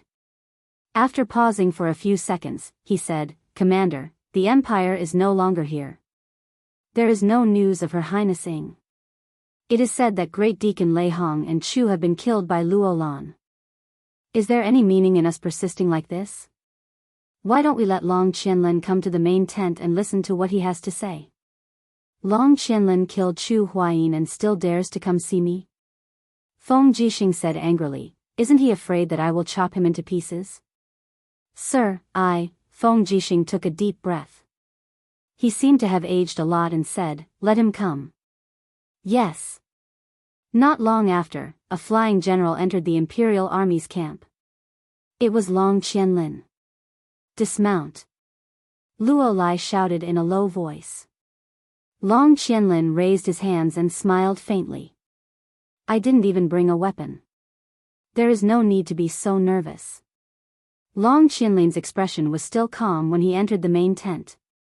It was only when he saw Feng Jixing's blood-red eyes that he finally felt a deep chill. "Are you here to die?" Feng Jixing said indifferently as he wiped his saber. Long Qianlin turned around and sat down on a seat. "General Feng, the Empire has lost. Are you still unwilling to accept this fact?" "Accept?" Feng Jixing laughed wildly. "You destroyed everything I had, and now you want me to accept it? You killed my, Feng Jixing's, brothers, you killed my, Feng Jixing's, emperor, and you want me to accept it? Long Qianlin, you bastard, how can I accept it? You are a general of the Empire. You helped a tiger and slaughtered the people of Lanyan City. Aren't you afraid of retribution?" Long Qianlin sat there dejectedly and said calmly, "Why don't you think about the pain of my parents and siblings being executed by Qin Jin when you said such words? Qin Jin killed my family, so why can't I kill his family? The massacre of Lanyan City is not something I, Long Qianlin, can control. I'm just a general, not a marshal." "Uriha Nation." Feng Jixing choked and said, "Uriha Nation calls us the hawks and dogs of the Empire, but, aren't you, Long Qianlin, the hawks and dogs of Iha Nation too?" Long Qianlin was slightly taken aback. "General Feng, are you determined to fight?" "Yes." "But can the 30,000 Imperial Guards be a match for the 300,000 soldiers of Iha Nation?" Long Qianlin's eyes were filled with coldness. "Do you know that I've prepared 5,000 barrels of black beech oil and enough fire starters? Once the battle starts, I'll use catapults to throw the black beech oil into the Imperial Guards camp. I'll fire arrows randomly and set up an ambush with an arrow formation. Perhaps I can kill all 30,000 of your Imperial Guards without losing a single soldier." Feng Jixing's heart turned cold. He said angrily, "Long Qianlin, what exactly do you want?" Long Qianlin stood up, cupped his fists, and said, "I know that General Feng is a benevolent general. You won't let the 30,000 Imperial Guards die in vain, so I, Long Qianlin, am willing to use my head as a guarantee. As long as General Feng is willing to surrender and disarm the 30,000 Imperial Guards, I'm willing to guarantee your safety. Not a single one of these 30,000 Imperial Guards will die. Even if General Feng isn't afraid of death, do you not care about the life and death of these 30,000 Imperial Guards? Feng Jixing sat there in pain. His face was filled with disappointment. After a long time, he looked up at Luo Lai and said, "Gather all the Kiliarchs and have them vote. If more than half of them are willing to surrender, we will surrender." Luo Lai nodded. "Yes." Feng Jixing looked at Long Qianlin and said coldly, "If you lie to me, Feng Jixing, I promise that I'll personally chop off your head. Remember that." Long Qianlin cupped his fists and said, "Yes." At dusk, the Imperial Guard's army surrendered and handed their weapons and horses to the Iha country people. Everyone set up camp in the Fire Badger Valley not far away. Feng Jixing was invited into the main tent of Iha country and was personally received by General Qin Yi. The tent was brightly lit and there was plenty of wine and meat. It wasn't something the Imperial Guard's camp could compare to. Qin Yi looked at Feng Jixing, one of the 7 generals of the empire, and cupped his fists. "Qin Yi greets General Feng." Feng Jixing nodded his head. "I greet King Jinnan, would like to ask you a question." "Ask." Qin Yi laughed out loud. A bright light shot out from Feng Jixing's eyes and he said, "How did His Majesty die?" "Are you talking about Qin Jin?" Qin Yi smiled and said softly, "I personally strangled him to death in the shallow water."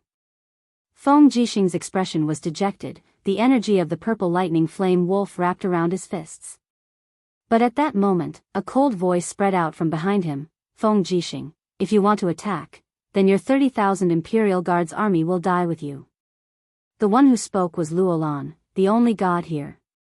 Feng Jixing's fists loosened and he cupped his fists. "I am not feeling well, so I will return to camp first. Your Highness, please excuse me." Qin Yi nodded his head and smiled. "General Feng, I won't send you off." Right when Feng Jixing rushed back to Fire Badger Valley in a daze, he noticed that flames surged into the sky. The Imperial Guard's camp had already turned into a purgatory. Numerous Imperial Guard's army soldiers cried out miserably in the flames. Those who wanted to charge out were quickly killed by the Iha country archers. In an instant, Feng Jixing's eyes turned red and he pulled out his wind cutter blade. "Bastard!" The blade swept across, and the heads of a few archers flew into the sky. Feng Jixing looked at the Imperial Guards who were howling miserably in the fire. He was like a frenzied beast as he cried loudly and slashed at the group of volunteer soldiers like a madman. He didn't care about the wounds on his body at all, but it was useless. How many people could he kill alone? As for the Imperial Guard's army, 30,000 of them would become corpses tonight. In the forest not far away, Long Qianlin's hands were tied behind his back. He was tied to a tree and the flames shone on his ashen white face. Tears flowed down his face as he shouted, "Ji Yao, why did you lie to me? Why did you lie to me?" Ji Yao's gaze was ice cold. "General Long, you are one of the founding fathers of Iha country. Remember this forever. If Feng Jixing's 30,000 Imperial Guards army doesn't die, Iha country won't be stable." "Bastard, you bastard!" Long Qianlin roared, "Someone, untie me. Save them. Hurry up and save them." But none of the soldiers dared to move. Ji Yao said coldly, "Long Qianlin, I'm not as good as you when it comes to commanding troops and fighting battles. But when it comes to making decisions, you're just a hothead. Learn well. I brought these brave soldiers from Lingnan. Do you think they will listen to you, a temporary general, instead of me?" Long Qianlin looked powerlessly at the flames in the distance. It was chaos there. Miserable cries mixed with the sound of the wind. Tears streamed down his face as he roared at the sky, "Feng Jixing, Feng Jixing. I, Long Qianlin, can't repay this debt of blood even if I'm cut into 1,000 pieces." Throughout the night, when the flames were extinguished, the soldiers' cries could no longer be heard. Feng Jixing's armor was badly damaged by the flames. He sat on a pile of corpses in a daze. The wind cutter in his hand was nowhere to be seen.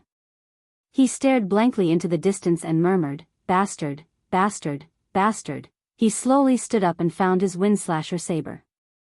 Then, he began to dig the soil. After digging a pit, he dragged a few corpses of the Imperial army that had been burnt beyond recognition and buried them. He repeated this process repeatedly, as if he was a machine that did not know fatigue. Until the web between his thumb and forefinger split open and blood flowed down the windslasher saber. Amidst the lingering smoke, Long Qianlin couldn't bear to watch anymore. He turned to the soldiers beside him and said, "Send him food every day. I'm afraid that if we don't bury all 30,000 Imperial Guards army corpses, Feng Jixing won't be willing to say another word to anyone." "Yes, General." At this moment, a messenger galloped over from afar. His face was filled with shock as he said, "General, something bad has happened." "What's the matter?" "A large number of Qihai City and demon race troops have appeared outside the southern city of Lanyan City. There are a total of 150,000 of them. They seem to be led by Tang Xiaoxi and Tang Zhen from Qihai City. The commander has ordered me to summon you back to command the brave soldiers to resist the enemy." "Resist the enemy?" A chill flashed across Long Qianlin's eyes as he said, "Does Iha country still want me, Long Qianlin, to serve them?" Chapter 308. Dong, dong, dong, the sound of war drums echoed in the south of Lanyan City. The 100,000 demon clan troops and the 50,000 soldiers of Qihai City were lined up. Their equipment was in place in an orderly manner, and the war was about to begin. Tang Xiaoxi was wearing a black cloak with a golden-purple flower emblem on her chest. Her beautiful eyes were looking at the civilian corpses piled up like mountains in front of her, as well as the southern city wall that was still being repaired after the collapse, where Lin Muyu had died. Tang Xiaoxi's shoulders trembled slightly. She closed her eyes, and tears slid down her snow-white face. She gently raised her long sword and said in a low voice, "Prepare for war. An eye for an eye." Beside her, Linghu Yen was riding a fine horse. Her eyes flashed with a strange look as she said, "Your Highness, the city wall of Lanyan City is already riddled with holes. It's not enough to be a natural stronghold. Let's send the Serpent Men army to charge first. In such a terrain, it's impossible for Iha country to form a cavalry phalanx.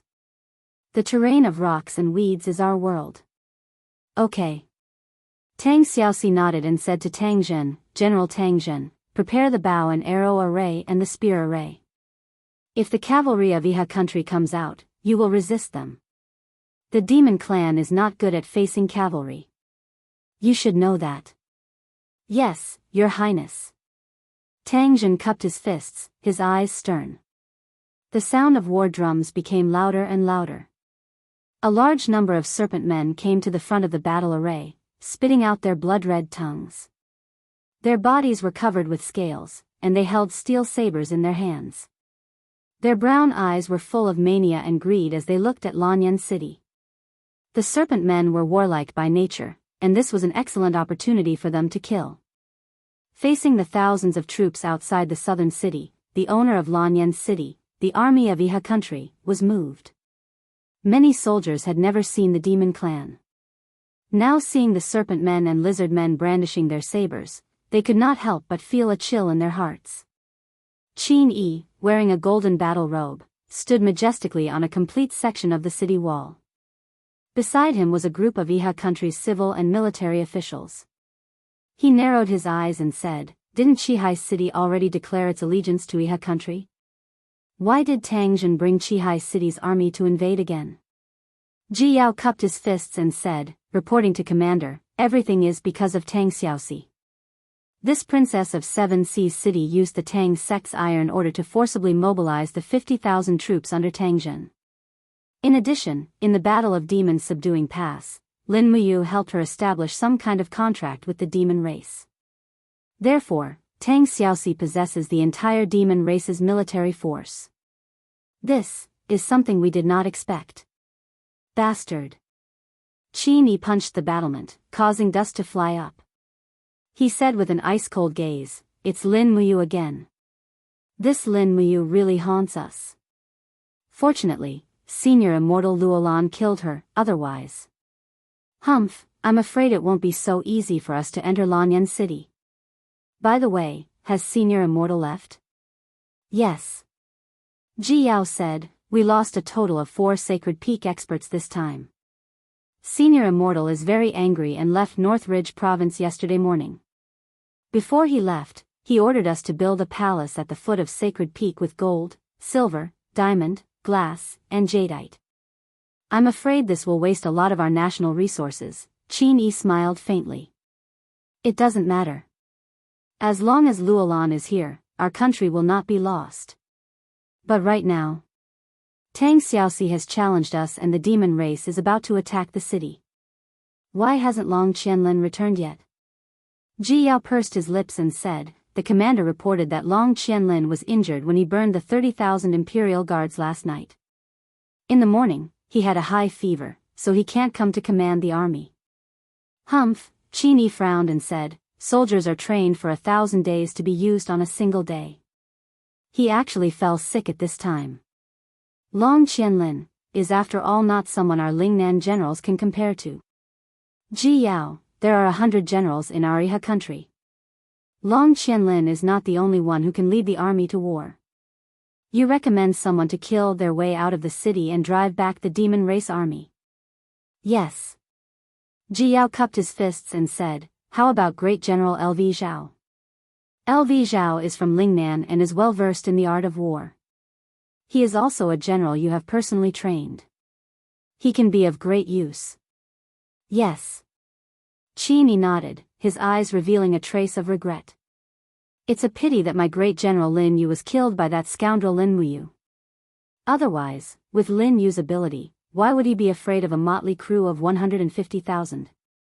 Pass down my order. LV Zhao will be the main general and order him to stop Tang Xiaoxi's army. No mistakes are allowed. Yes. Ji Yao raised his head and said, Great General, I just received news that the Empire's remnant Qin Yin has been escorted to Dragon Rocky Mountain by the Empire's lackeys from the Longdan army camp. Currently, 3,000 troops from Sunset City are surrounding Dragon Rocky Mountain. What do you think? Qin Yin? Qin Yi clenched his teeth and said, evil must be eradicated. As long as Qin Yin is alive, she will be thinking of restoring the empire. This is a disaster for all the people in the world. Ji Yao, choose another general and lead 100,000 troops to attack Dragon Rocky Mountain. 100,000? Ji Yao was stunned. Great General, if we split another 100,000 troops, we will only have 200,000 to defend Yulan City. I'm afraid, we may not be able to quickly defeat the 150,000 troops led by Tang Xiaoxi. Qin Yi's eyes were cold. A mere Dragon Rocky Mountain can be trampled into powder in the blink of an eye. These 100,000 volunteers will destroy Dragon Rocky Mountain, kill Qin Yin, and then return to Yulan City to attack Tang Xiaoxi's army from the rear. Naturally, they will be able to achieve complete victory. We must be fast. Currently, we still don't know their movements, especially Su Muyan. He controls 250,000 elite troops from Cloud Middle Province and is already the most powerful feudal lord in the world. Pay attention to Su Muyan's movements at all times. Yes. There's one more thing. Your Highness, is there anything else? Ji Yao asked. Qin Yi narrowed his eyes and said, Feng Jixing. Is he willing to pledge allegiance to us? Feng Jixing? Ji Yao couldn't help but smile. A defeated general isn't enough for Great General to think so highly of him, right? A defeated general? Qin Yi smiled. At the foot of Heaven's Wall Mountain, Feng Jixing defeated the Heaven's Core army with 3 retreats and 3 advances, rendering them powerless to fight back. He could even contend with our 200,000 troops with 30,000 Imperial Guards. How could such a person be a defeated general? If it wasn't for Qin Jin's muddle-headedness, with Feng Jixing's ability, I'm afraid he would have long since become the #1 general in the world. Ji Yao was startled and said, But Great General, we've already killed all 30,000 Imperial Guards last night.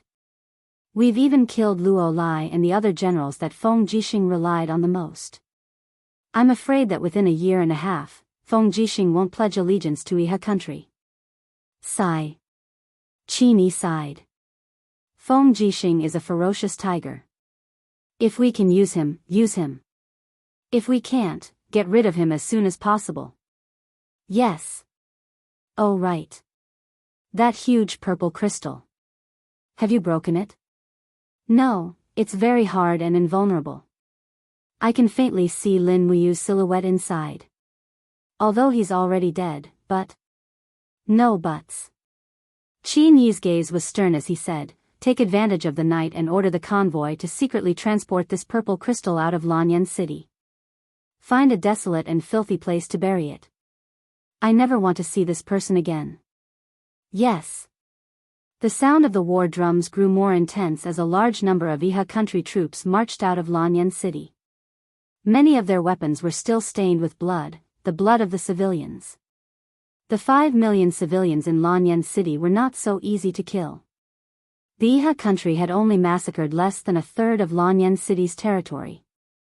However, the civilians who had not been trampled by the iron hooves were merely rabbits in cages, waiting for the butcher's knife to fall at any time.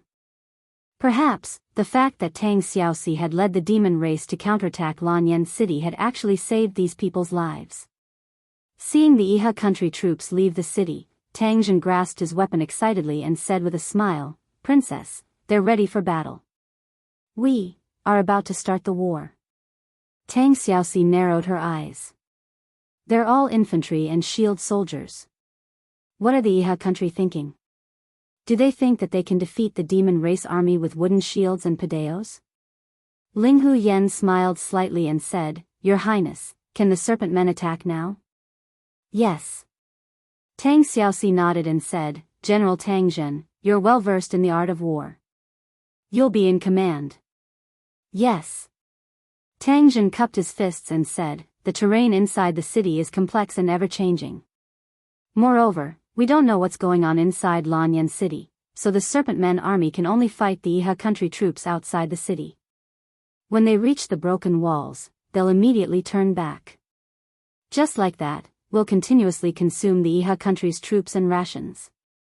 Lanyan City will return to us sooner or later." "Yes." Ling Hu Yen smiled slightly and loudly ordered the Serpent Men general in the demon race's language. The Serpent Men general held an iron spear in his hand and roared loudly. Immediately, the majestic army of tens of thousands of Serpent Men immediately charged out. These terrifying Serpent Men had now become the main force in reclaiming the human empire's capital. History seemed to be playing tricks on everyone. A fine drizzle fell on the streets of Muyu City, moistening the city streets. The earth was recovering and spring had returned. The peach and pear blossoms in Muyu City had already bloomed. Su Muyun held a heavy sword in his hand and wore a suit of armor. His face was pale as he raised his head to look at the pear tree in the courtyard. He muttered, "Spring is here. The snow on the ancient cloud path should have melted by now, right?" Beside him, Su Yu's expression was downcast as she said, "Father, do you still want to wait? If we wait any longer, I'm afraid that Dragon Rocky Mountain will be breached. Shao Yin, the last bloodline of the empire, will disappear." Su Muyun smiled faintly and said, "Don't worry, Dragon Rocky Mountain won't be breached so easily. Shao Yin. Shao Yin is very strong, much stronger than her father." Su Yu revealed a puzzled expression and said, "Father, Muyu City refused to send troops, causing Lanyan City to fall. A large number of the Empire's soldiers died in battle, and Shao Yin narrowly escaped death. How can you bear to see this happen? How can I bear to see this happen?" Su Muyun looked at the sky and said, "Su Muyun, only have one son, but he was killed by my son-in-law. Ah, you, tell me, how can the heavens bear to do this to me, Su Muyun?" Qin Jin secretly ordered the traitor Zhang Santong to shoot Hu Tianning and force Xiang Yu to kill Hu Tianning. Did he think that all this was done without anyone knowing? If Lanyan City is in trouble today, it is only because of Qin Jin. "Father," Su Yu silently placed her hand on the hilt of her sword and said, "I just want to know, when are we going to fight our way out of the Cloud Ancient Road and rescue Shao Yin?" Chapter 309. Pile up the stones and save the arrows. Luo Yu's hoarse roar came from the walls of Dragon Rocky Mountain. His face was stained with blood, and his battle robe had turned from white to gray. A stone wall that was at least 10 meters high was piled up at the mountain gate. Only such a defense could withstand the attack of the Empire's army. Looking from afar, there was a sea of people at the foot of Dragon Rocky Mountain, and the flags of Iha Nation were raised high. Luo Yu couldn't help but shiver. He exchanged a glance with Wei Chou, but no one knew what to say. I wonder how the commander is doing. Wei Chou held the demon-devouring bow, a trace of worry on his face.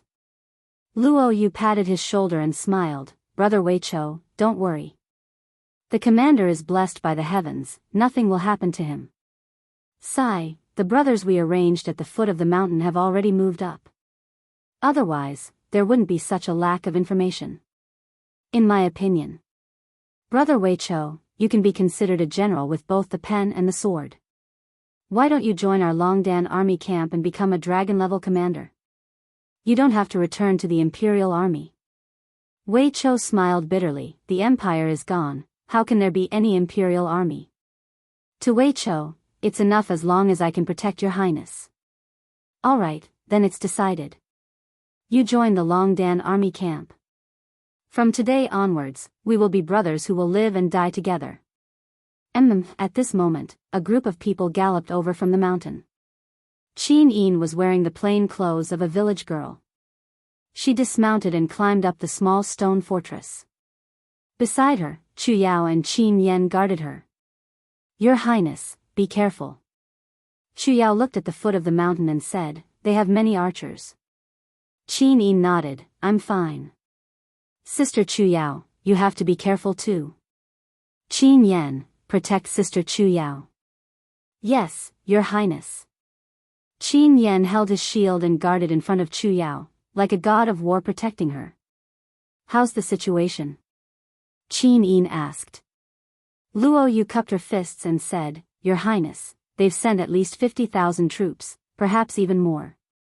They've surrounded Rocky Dragon Mountain, most likely intending to take it down in one fell swoop. However, it won't be that easy. Back then, when Lord Commander took down Rocky Dragon Mountain, we had already begun to reinforce it. Even the back mountain has our archers and sentries. The only passageway is easy to defend and hard to attack. Yes. Qin Yin nodded and asked, is there any news about Big Brother Yu? No. Luo Yu shook her head and said, we've already lost contact with Yen Orchid City, and even the entire continent. All the messenger birds have been lost or flown away. But don't worry, Your Highness. The Lord is blessed and will definitely be fine. Yes. Qin Yin's bright eyes were filled with endless worry as she looked at the Iha Kingdom troops at the foot of the mountain. She couldn't help but bite her red lips and said, perhaps, if I go down the mountain and hand myself over to the Iha Kingdom, the 1,000 troops in the Longdan army camp can still be preserved. No. Luo Yu, Qin Yen, Wei Chou, and the others all knelt down. Luo Yu raised her head to look at Qin Yin and said, Your Highness, you're the only bloodline of the Qin family. We've risked our lives for the Empire. If anything happens to Your Highness, how are we going to answer to Lord Lin Muyu? If we lose Your Highness, we'd rather commit suicide on Rocky Dragon Mountain. Qin Yen also nodded. Yes, my royal father and His Majesty were both killed by the Iha Kingdom. If I don't take revenge, I'm not human. Qin Yin looked at everyone silently and murmured, it's the Empire's fortune that the Qin family can receive such support from everyone. Get up. However, we've been guarding the mountain blindly and don't know the situation at the foot of the mountain. I'm afraid we won't be able to hold out for long. Chu Yao said, Your Highness, don't worry. There's enough food and water on Rocky Dragon Mountain. It shouldn't be a problem to hold out for a month.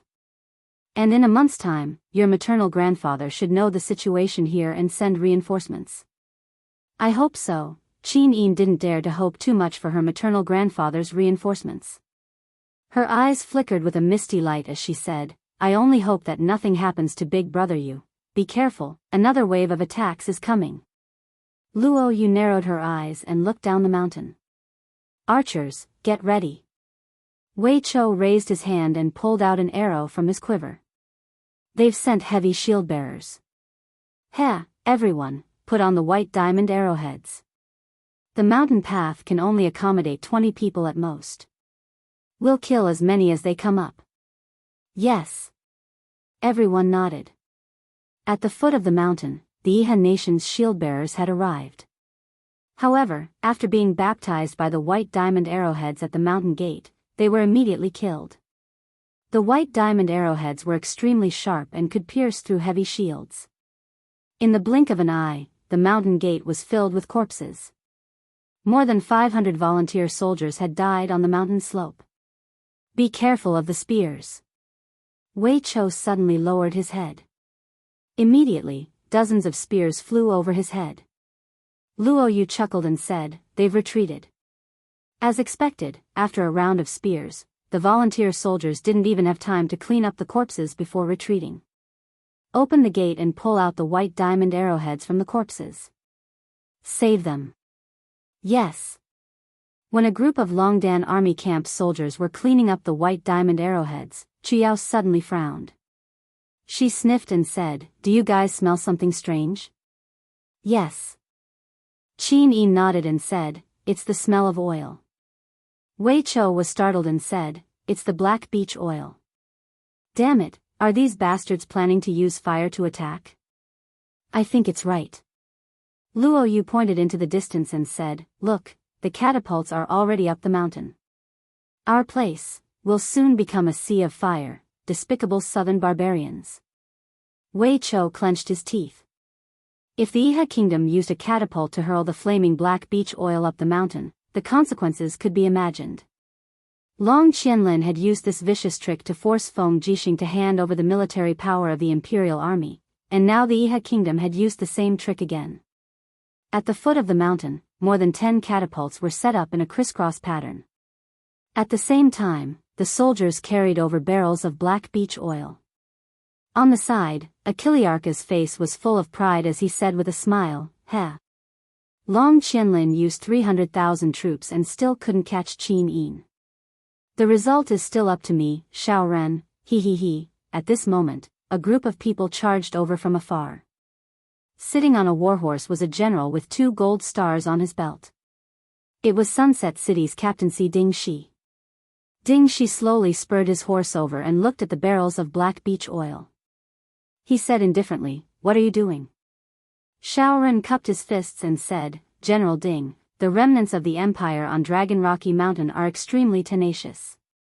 We've been attacking for 3 days and still haven't been able to take them down. Therefore, this general has decided to attack with fire so that they can't defend themselves. This way, our heavy cavalry will be able to trample over Dragon Rocky Mountain." Impudent. Ding Shi raised his eyebrows and said, "General Xiao Ren, let me ask you. Who is the commander of the 70,000 troops besieging Dragon Rocky Mountain?" Xiao Ren was taken aback and said respectfully, "Of course it's General Ding Shi. You are the commander of the Imperial Commander-in-Chief." "That's good." Ding Shi said coldly, "Before I give the order to burn Dragon Rocky Mountain, no one is allowed to attack with fire. Move these nuisances away and send a large number of soldiers to surround Dragon Rocky Mountain. As long as we cut off their water source, we can take down the Longdan army camp without shedding a single drop of blood. After the northern expedition, our Lingnan soldiers have already lost nearly 150,000 men. We can't afford any more casualties." "Yes." Shaoran smiled like a villain and said, "It's a blessing for our army that great general is compassionate towards our soldiers. This general will do it right away.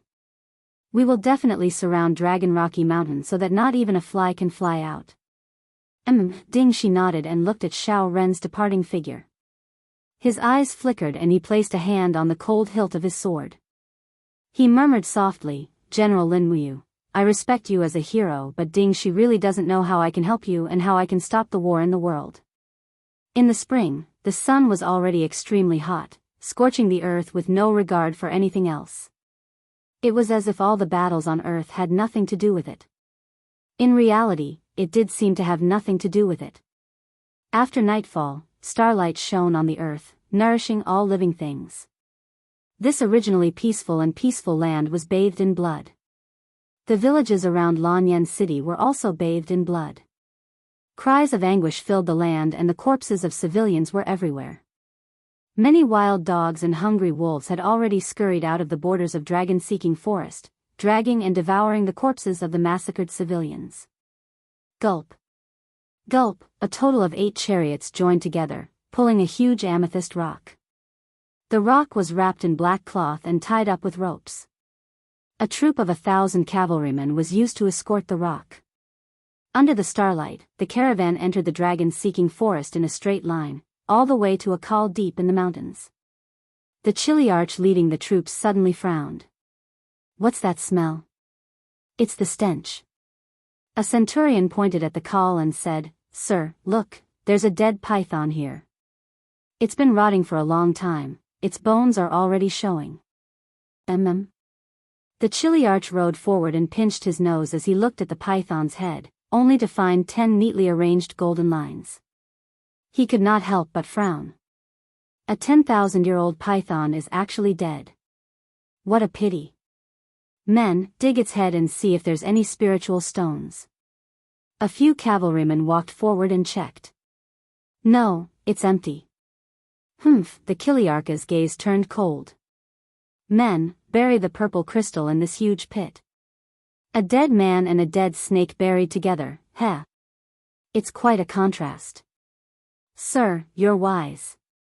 Everyone hurriedly used ropes, crowbars, and other tools to overturn the huge purple crystal and toss it into the valley. Then, they began to dig up the soil and bury it inch by inch. However, the howls of wolves could be heard all around them.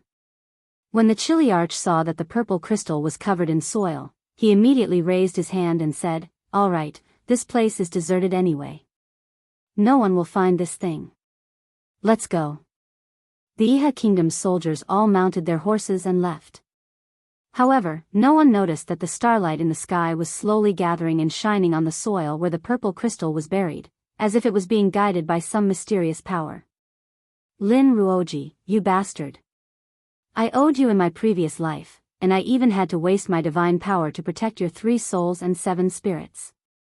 A barely audible grumble came from the purple crystal. Chapter 310. In the blink of an eye, 5 days had passed, but the battle in Lanyan City had not stopped.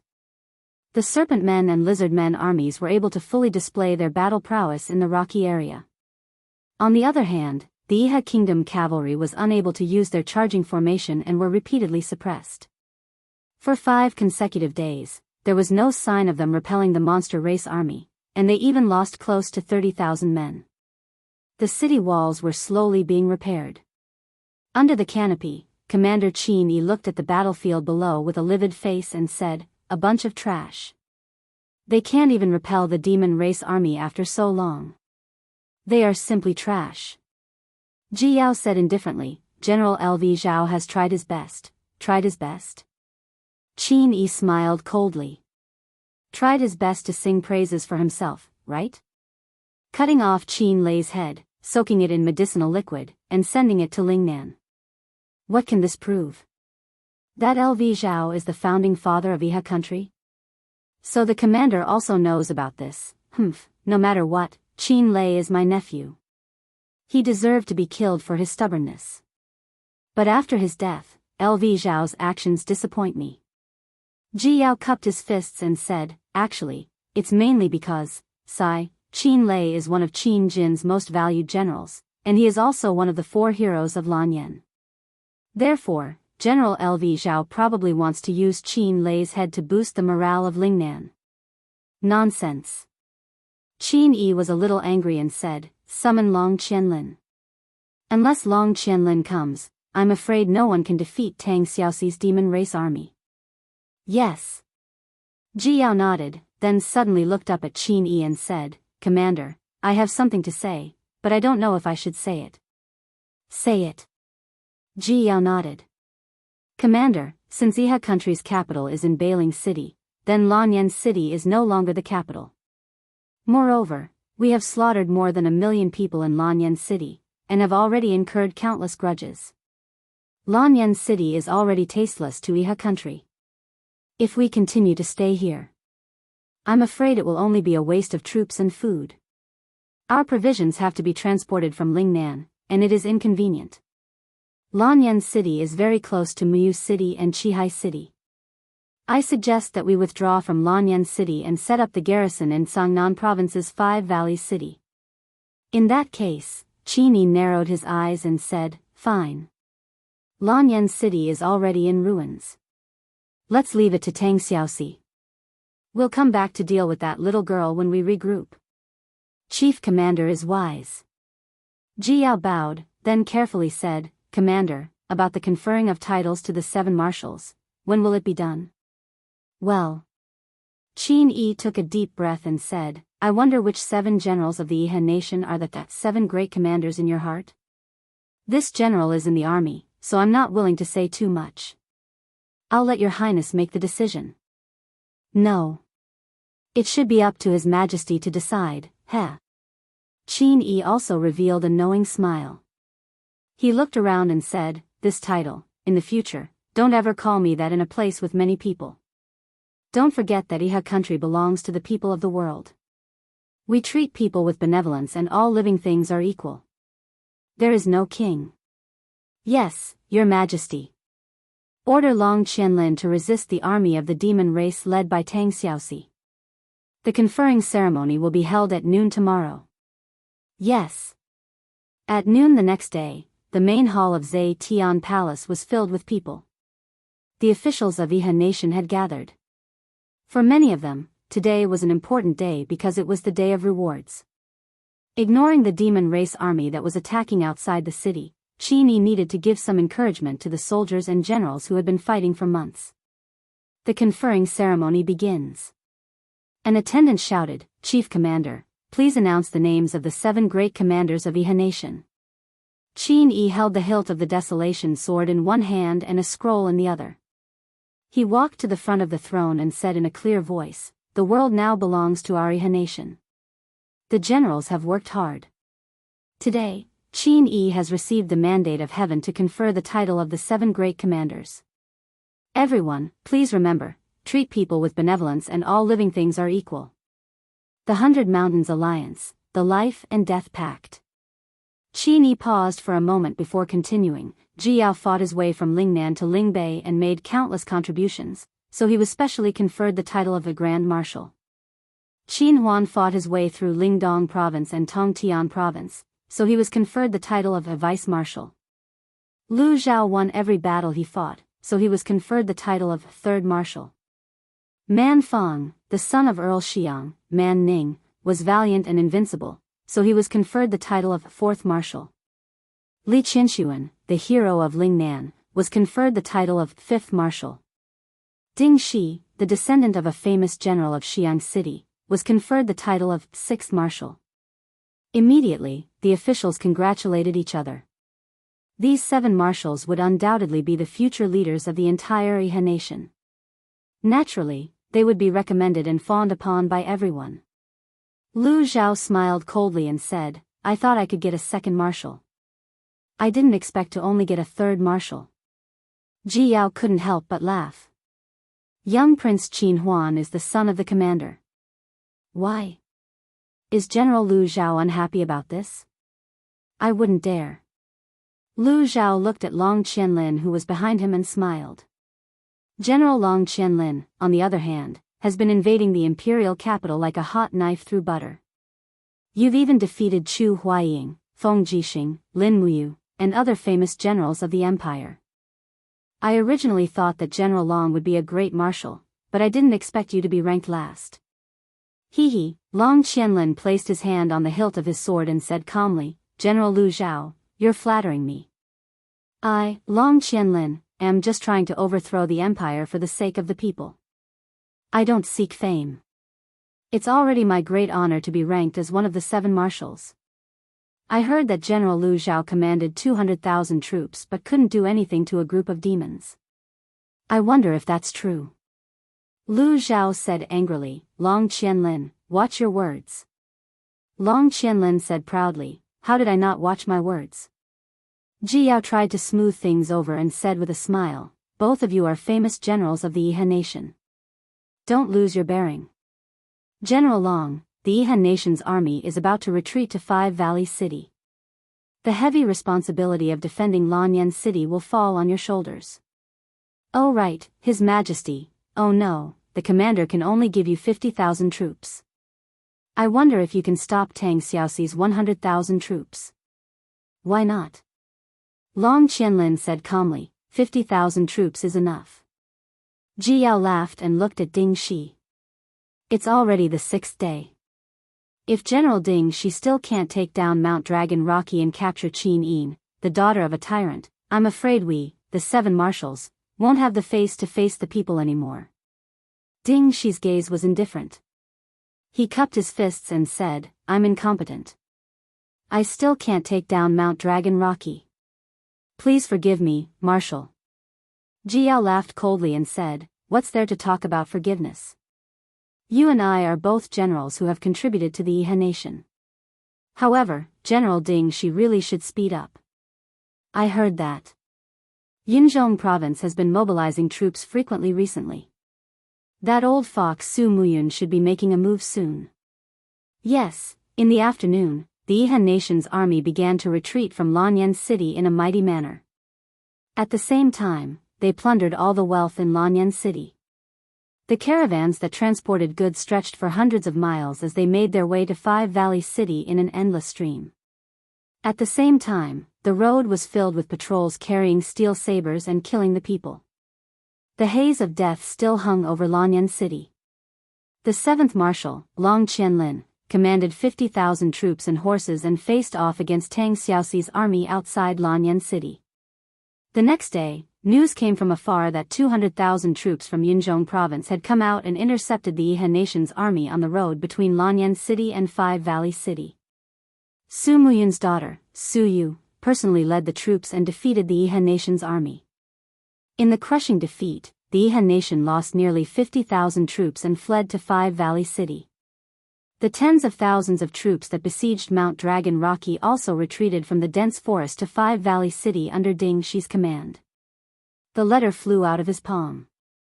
Long Qianlin leaned against the broken bricks of the broken wall and suddenly laughed. Ha ha ha, ha ha ha ha ha. Captain Si was dumbfounded and said, General, why are you laughing when the Yihan nation has suffered such a crushing defeat? Retribution, retribution. Long Qianlin held onto the ice-cold bricks and said with a sneer, the Yihan nation ignored my obstruction and launched a massacre at Lanyan City. This is retribution. Ha ha ha ha. Su Muyun, that old fox, is finally willing to send troops. I'm afraid this world is no longer the Yihan nation's world. At this moment, a scout galloped over from afar. He cupped his fists and said, General Long, I've just received news that the Seven Seas Pass has been opened. Tang Lan has led 100,000 troops out of the Seven Seas Pass and is heading straight for Lanyan City. Humph, Long Qianlin's eyes turned cold and he said, Tang Lan, that old fox, finally can't stand it anymore? Heh, it's really not easy for that old fox to endure until now. Captain Si said, General Long, Seven Seas Pass and Sunset Rain City have sent their troops together.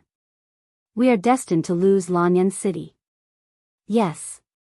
Long Qianlin nodded and said, do you know why I want the remaining 50,000 cavalrymen of the Yihan nation? It's not to kill the Naga army, but to run faster. Captain Si was stunned. General Long, you already knew that the Yihan nation would lose 3 days ago? Qin Jin is dead, and the empire is leaderless. It's time for Tang Lan and Su Muyun to come out of their nests and share this delicious cake, isn't it? Yes, General is wise. What should we do now? Order everyone to bring their rations after nightfall and leave the city through the east gate. Don't disturb any citizens. Also, no one is to massacre the city again, or else they will be killed without mercy. Yes, where are we going? Sword Garret, back to Lingnan. We don't want Five Valleys City anymore. Captain Si's face turned green. We can't defend Five Valleys City any longer. Long Qianlin said indifferently, instead of going to Five Valleys City to throw our lives away, why don't we go to Sword Garret and clear the obstacles on the way back to Lingnan? Yes.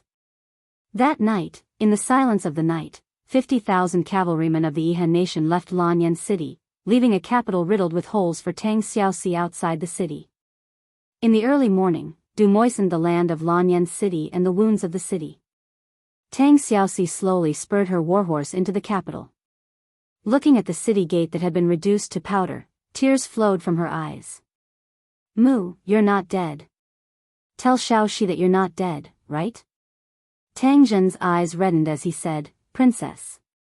General Lin Muyu, he is indeed worthy of being called a famous general, but he has really left me. No, he won't. Tang Xiaoxi murmured. Chapter 311. In the Zetian Palace, almost all the treasures in the palace had been plundered. The Iha kingdom was like a group of bandits as they ransacked this world-famous palace. When Tang Xiaoxi led the army into the Zetian Palace, it was already empty and no longer as prosperous as it used to be. Fortunately, Long Qianlin could be considered a benevolent general and had burned down the Zetian Palace. He didn't even set fire to Lanyan City before he left. Otherwise, this famous city that had existed for thousands of years would have been burned to the ground. Linghu Yan led the 3 Fox tribe generals and followed closely beside Tang Xiaoxi. They looked at the black mass of corpses in front of the Zetian Palace. Their eyes were filled with reluctance, but they remained silent. One of the Fox tribe generals curled his lips and said, "The humans say that we demon tribe are cruel and ruthless. Now it seems that the humans are not much better. They might even be worse than us." The Naga leader at the side stuck out his tongue and hissed something. The captaincy of the 7 Seas city placed their hands on the hilts of their swords and lined up on another long red carpet in the Zetian Palace. They looked respectfully at Tang Xiaoxi and waited for her next order. Duke Lan's army will arrive at Lanyan City in 3 days. Tang Zhen said respectfully, Princess, shouldn't we be prepared? After all, you led the army to recapture Lanyan City on your own.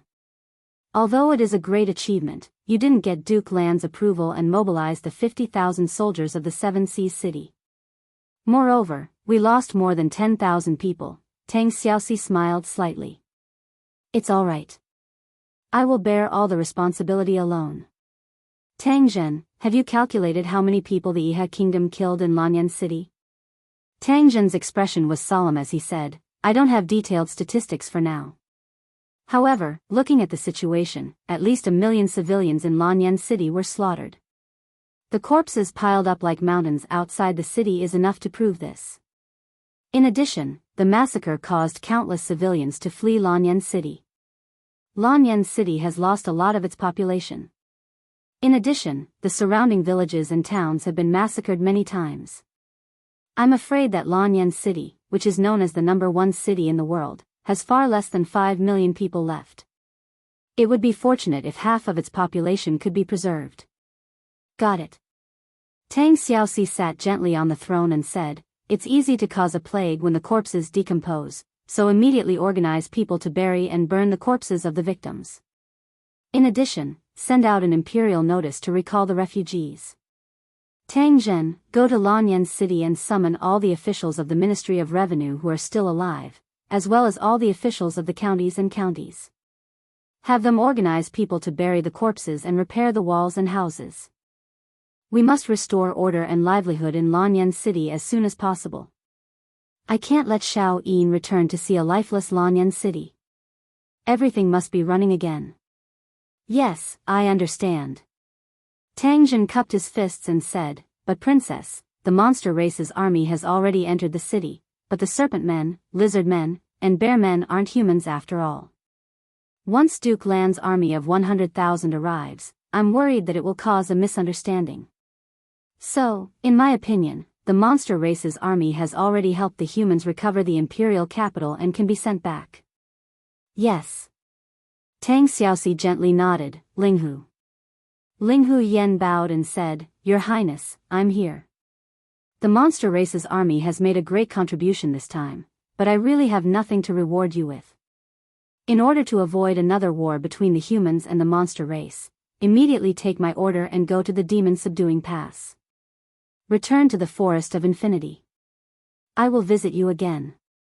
Yes, Your Highness. Linghu Yen turned around and said loudly to the group of monster race generals, monster warriors, "Did you hear what Your Highness said? You are the pride of the Forest of Infinity. Now, go home." "Yes, Your Highness." The group of monster race generals bowed in unison, turned around, and left. Tang Jin blinked and said, "I will escort the monster race out of Lanyan City." Tang Xiaoxi smiled, "Yes, have a better attitude." "Yes, Your Highness." At the edge of the dragon-seeking forest in the midst of spring, birds were singing and flowers were fragrant. In the sound of horse hooves, Su Muyun, dressed in a black duke's robe, was surrounded by people with his hand on the hilt of his sword.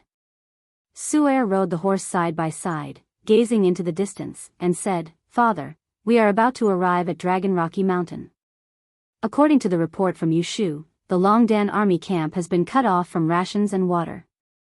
The Iha country has besieged them for half a month, and the number of people in the Longdan army camp has been reduced from more than 1,000 to more than 400. Su Muyun nodded. After the chaos in the Iha country, the major mercenary groups in the imperial capital did not obey the emperor's orders. A mere Longdan army camp can actually burst out with such great power. They really cannot be underestimated. Su'er said, "Father, the founder of the Longdan army camp, is the emperor's foster son, Lin Muyu." "I know." Su Muyun pulled the reins, and said, "Yu is a genius, but unfortunately, he died in the hands of Luo Lan. Sigh, it is really the Empire's misfortune. I wonder how Shao Yin is doing on Dragon Rocky Mountain. What you need to worry about is the situation in Lanyan City." "Yes." At this moment, a white messenger bird descended from the sky and landed on Su'er's shoulder. She took the bamboo tube, took out the letter and glanced at it. A trace of surprise flashed in her eyes, and she said, "Father, Long Qinlin's 50,000 heavy cavalry has retreated from Lanyan City. Now, Lanyan City has been attacked by Tang Xiaoxi's troops." "Tang Xiaoxi?" Su Muyun sighed, and said, "Lanyan City has been massacred, and all the feudal vassals have either submitted to the Iha kingdom, or gone into hiding. No one would have thought that Tang Xiaoxi would lead the monster race army to declare war on the Iha kingdom. What a loyal and affectionate princess of Seven Seas City. However, with Tang Xiaoxi controlling Lanyan City, I'm afraid it will be very disadvantageous for us." Su'er was stunned. "As long as we receive Shao Yin, we can help Shao Yin ascend the throne. Do you think Tang Xiaoxi will refuse to let us enter the city? That's enough. Let's hurry up and get Shao Yin." "Yes." When the Muyu City army arrived at the foot of Dragon Rocky Mountain, the people of Dragon Rocky Mountain were shocked. However, when they saw the Muyu City army waving the Empire's purple Yinhua flag, Luo Yu was the first to jump off the city wall, and ordered, "Scouts, go and see where they are from. Don't fall into the Iha kingdom's trap." "Yes." A scout galloped away, holding a purple Yinhua flag in his hand, and directly came to the front of the Muyu City army. He said loudly, "Our Lord Luo Yu wants me to ask, where are you from?" In the crowd, Su Muyun slowly rode out, cupped his fists, and said respectfully, "The Cloud Province's Grand Duke, Su Muyun, is here to receive you. Please tell Her Highness Yin that grandfather is here." The scout was stunned, and his eyes widened, and he said, It's really the Muyu City army?" Su'er said, "How could it be wrong? I am Her Highness Yin's aunt, the commander of the Zither Dragon Army, Su Yu. Just tell Her Highness the truth." "Yes." The scout turned and left, and Qin Yin, Chu Yao, Qin Yan, and the others also came after hearing the news. Qin Yin's face was full of excitement. "Is grandfather really here?" "Yes, Your Highness." Luo Yu cupped her fists, and said, "It's true." Qin Yin excitedly rode away, and she said with a smile, "Everyone, follow me to welcome grandfather." "Yes." The group went down the mountain, and when they arrived at the foot of the mountain, they saw Su Muyun and Su Yu from afar. Qin Yin's eyes instantly turned red, and tears swirled in her eyes. She leaped into Su Muyun's arms, and she cried loudly, "Grandfather, why are you only here now?" Su Muyun's body trembled, and he hugged the Empire's princess in his arms. He gently stroked her hair, and he said, "Xiao Yin, don't cry, it's all my fault. It's all my fault that I couldn't send my troops in time. Father is dead, Qin Lei, and Chu Huayin are all dead." Qin Yin slowly let go of Su Muyun, and she said, "Grandfather, you are more well-informed than me. Tell me, how is Big Brother Yu, and where is he now?" Su Muyun's expression darkened, and he didn't speak. At the side, Su flipped off the horse, and she gently stroked Qin Yin's shoulder, and said faintly, "Xiao Yin, Lin Muyu, he was intercepted by Luo Lan in Lanyan City, and he died for his country." "What?" Qin Yin stood there in a daze, and tears flowed out of her eyes. The golden god binding chains around her started to spin uncontrollably, and it caused Su Yu and Su Muyun to retreat. In the next moment, Qin Yin suddenly fell to her knees, and she seemed to have lost her soul, and she muttered to herself, "No, no, no." Su Yu's heart ached, and she said, "Xiao Yin, be strong, the Empire needs you." Behind her, Luo Yu, Fengxi, Qin Yan, Wei Chou, and the rest all knelt in the direction of Lanyan City. Wei Chou's eyes were blood red, and he shouted at the top of his lungs, "Commander, if you die just like that, what will happen to us? What will happen to the Longdan army camp in the future? Commander, why did someone like you die? Tell me, Wei Chou, why did someone like you die?" Chu Yao stood there in a daze, and tears flowed down her face silently. The blow she suffered was probably no less than Qin Yin's. With Chu Huayin's death, Lin Muyu was her only relative. Now that she received the news of Lin Muyu's death, it was like a bolt from the blue.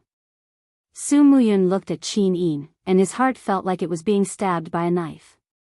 He held her arm, and said, "Xiao Yin, be strong. We are going home soon, and rebuilding Lanyan City and recovering the Empire is your mission." Qin Yin murmured, "Where is Big Brother Yu's corpse?" "I don't know. Maybe it has been transported away by the Iha nation." "How could they do this?" Tears rolled down Qin Yin's beautiful eyes, and she said, "Why did the Iha nation do this? Didn't they say that all lives are equal?" "They." Su Muyun clenched his fists, and said, "Xiao Yin, pull yourself together. Only you can summon the brave warriors of the Empire to take revenge." Qin Yin nodded, and said, "Grandfather, let's go home. Zai Tian Palace Hall needs us." "Okay." Su Muyun said loudly, "Send Her Highness to the carriage. Quick, go to Lanyan City at full speed." "No, I won't take the carriage." Qin Yin shook her head, and flipped onto the horse. She said calmly, "From today onwards, I will never take the carriage again." Su Muyun. Chapter 312. Overgrown weeds grew between the cracks of the bricks on the city wall, and they swayed repeatedly when the spring breeze blew. Tang Jin pressed his hand on the hilt of his sword and stood on the city wall like a stone statue, supervising the commoners who were repairing the city wall in the distance. The broken wall had already been rebuilt to half its height, and smoke curled up from the chimneys in the city. The soldiers of the spiritual medicine department were preparing the commoners' lunch. Suddenly, a soldier pointed into the distance and said, "Commander, look! There are people coming from the direction of Seven Seas City." Tang Zhen was slightly stunned, and he looked into the distance. Sure enough, smoke and dust billowed in the distance. Not only were there people coming, but there were many of them. The 100,000-strong army of Seven Seas City was finally about to arrive at Lanyan City. However, they only arrived nearly 20 days after Lanyan City was massacred. "Go get Princess Shi." "Yes." Not long after, Tang Xiaoxi walked up the city wall in a white embroidered robe, and a few Seven Seas City captaincy followed behind her. She slowly came to Tang Jin's side and said, "Send a cavalryman out of the city to ask where they came from. Close the city gates, and don't trust anyone easily." "Yes, Princess." Tang Jin did as he was told, and the cavalryman galloped over quickly. He cupped his fists at Tang Xiaoxi, who was on the city wall, and said, "Princess Shi, Commander Tang Zhen. It's young Master Tang Lu and young Lady Tang Wei from Seven Seas City. At the back, young Master Tang Tian is escorting Duke Lan over.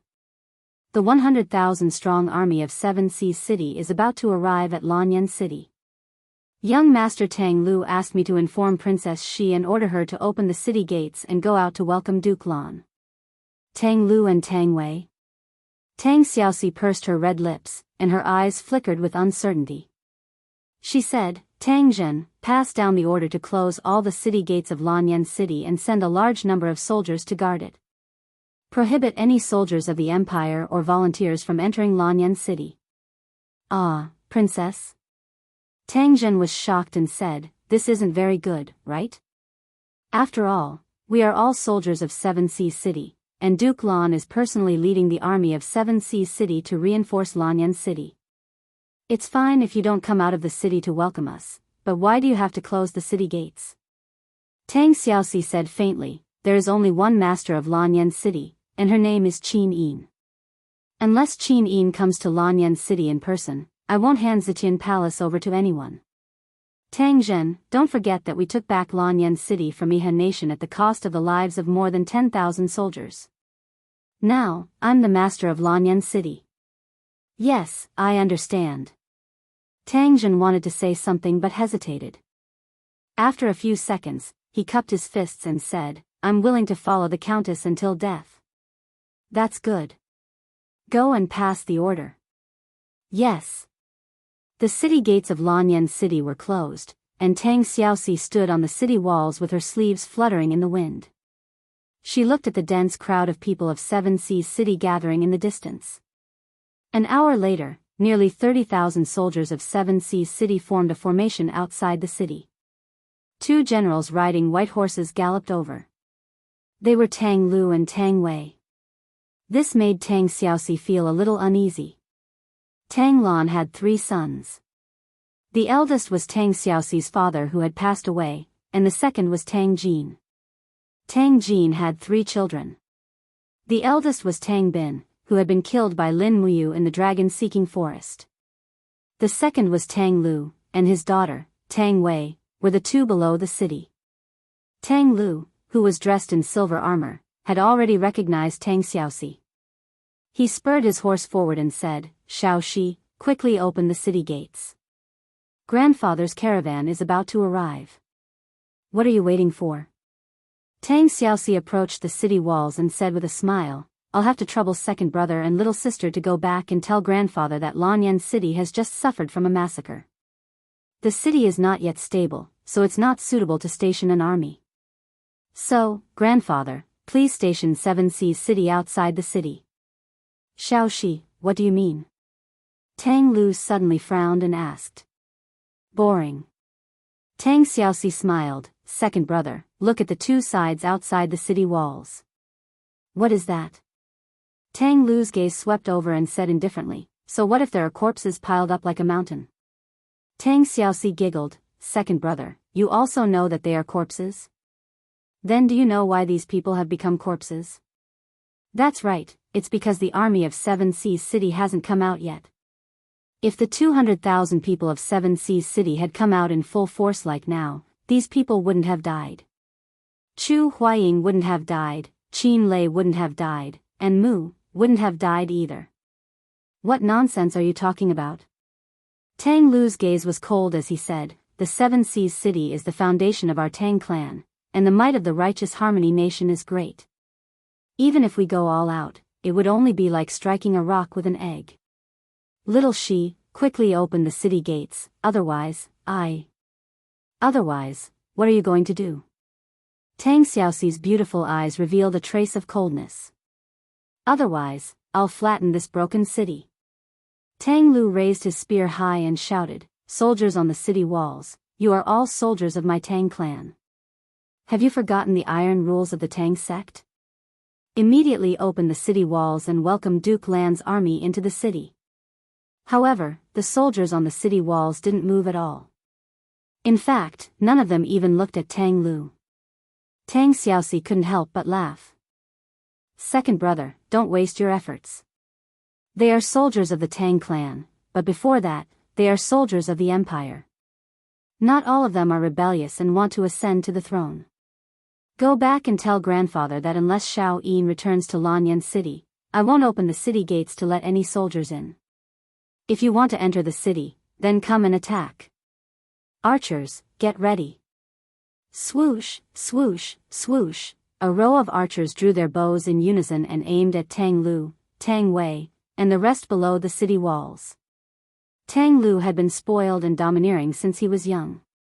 He had never suffered such humiliation before. His expression was cold as he said, "Good, you guys did well.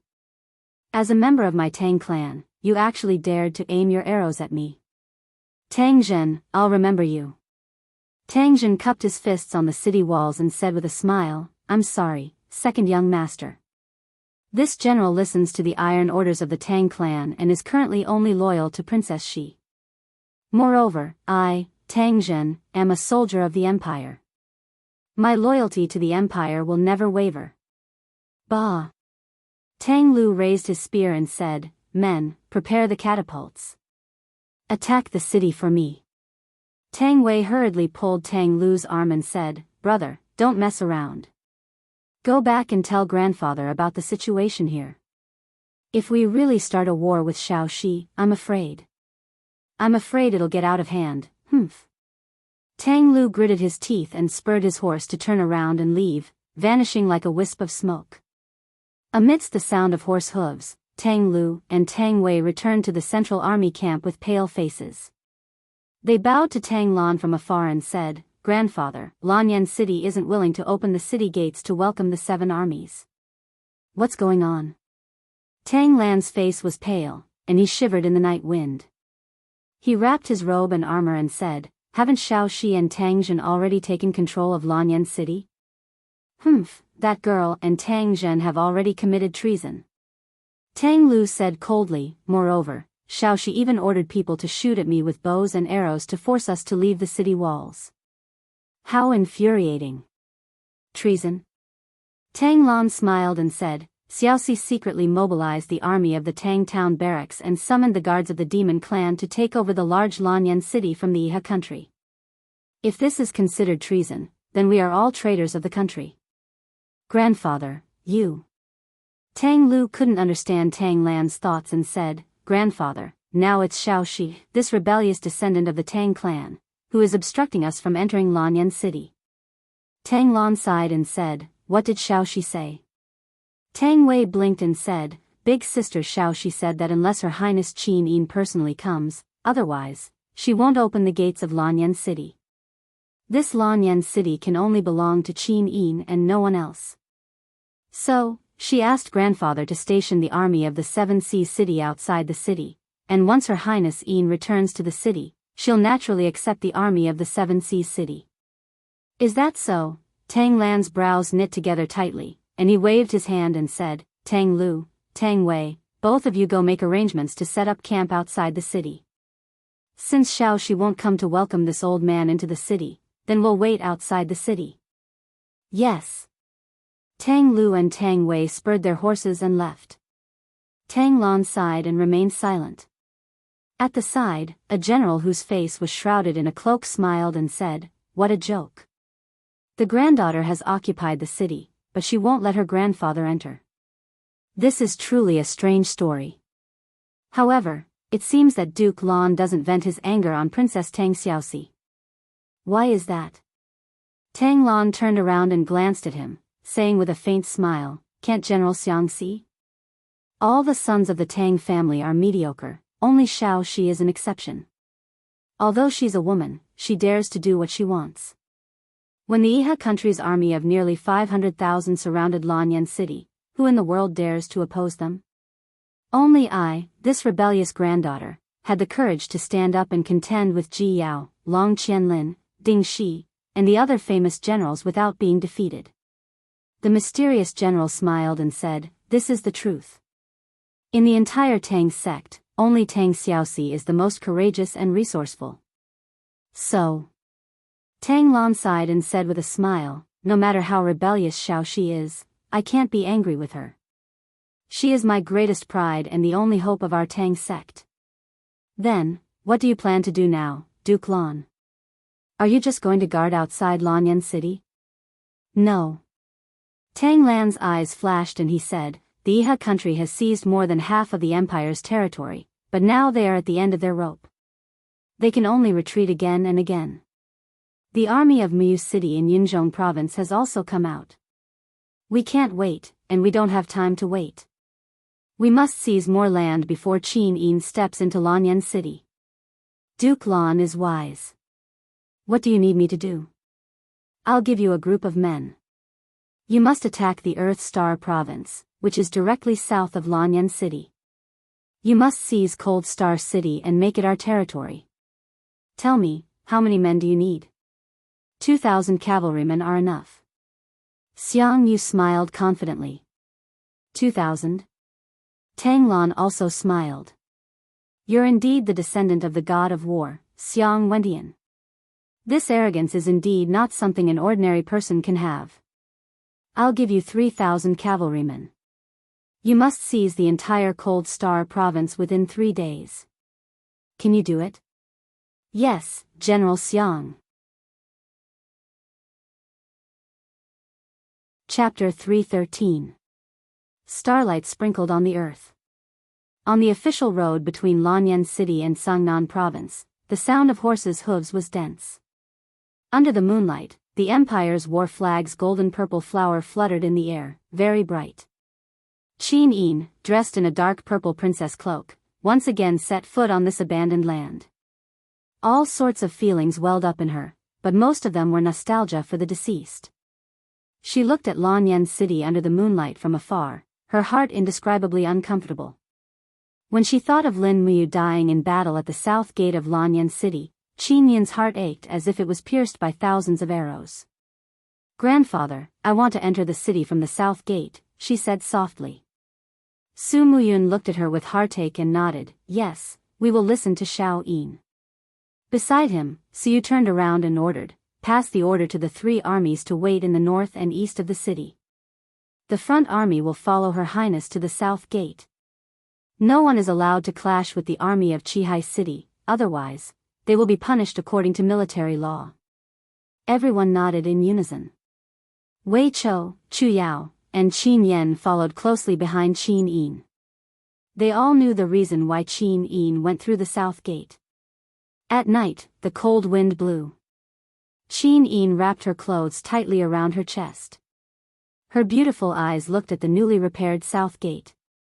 There were still huge cracks and traces of newly built walls on the wall. Even the gate was pieced together, its defense could be said to be very weak. However, the swaying purple flower war flag on the wall was like iron chains, stabilizing the crumbling building. On the city wall, the torch swayed. Tang Zhen's eyes were stern as he said, is it Her Highness Qin Yin's men? Wei Chou flew forward and looked up, General Tang Zhen, don't you recognize me, Wei Chou? Tang Zhen had mixed feelings, it's Lord Wei Chou, of course I know him. Her Highness Yin. Where is Her Highness Yin? Princess, she wants to see Her Highness Yin, can she? In the crowd, Suyu held a steel knife and stood in front of Qin Yin, saying, shield formation, protect Her Highness. Yes. A group of people guarded her left and right, but Qin Yin smiled and said, no need, disperse. Anyone in this world can harm me, but Xiao Shi will never. She urged her horse forward and slowly walked out of the crowd. Strands of golden god-binding chains coiled around her body. She raised her head and looked up at the city. Little Shi, it's me, on the city wall, a golden light soared into the sky. Tang Xiaoxi, who could not control her emotions, turned into a 9-tailed demon fox. Her 9 fiery red tails swayed slowly, and she jumped down from the city wall. Under the control of her power, she slowly landed. When she raised her head, her eyes were already full of tears.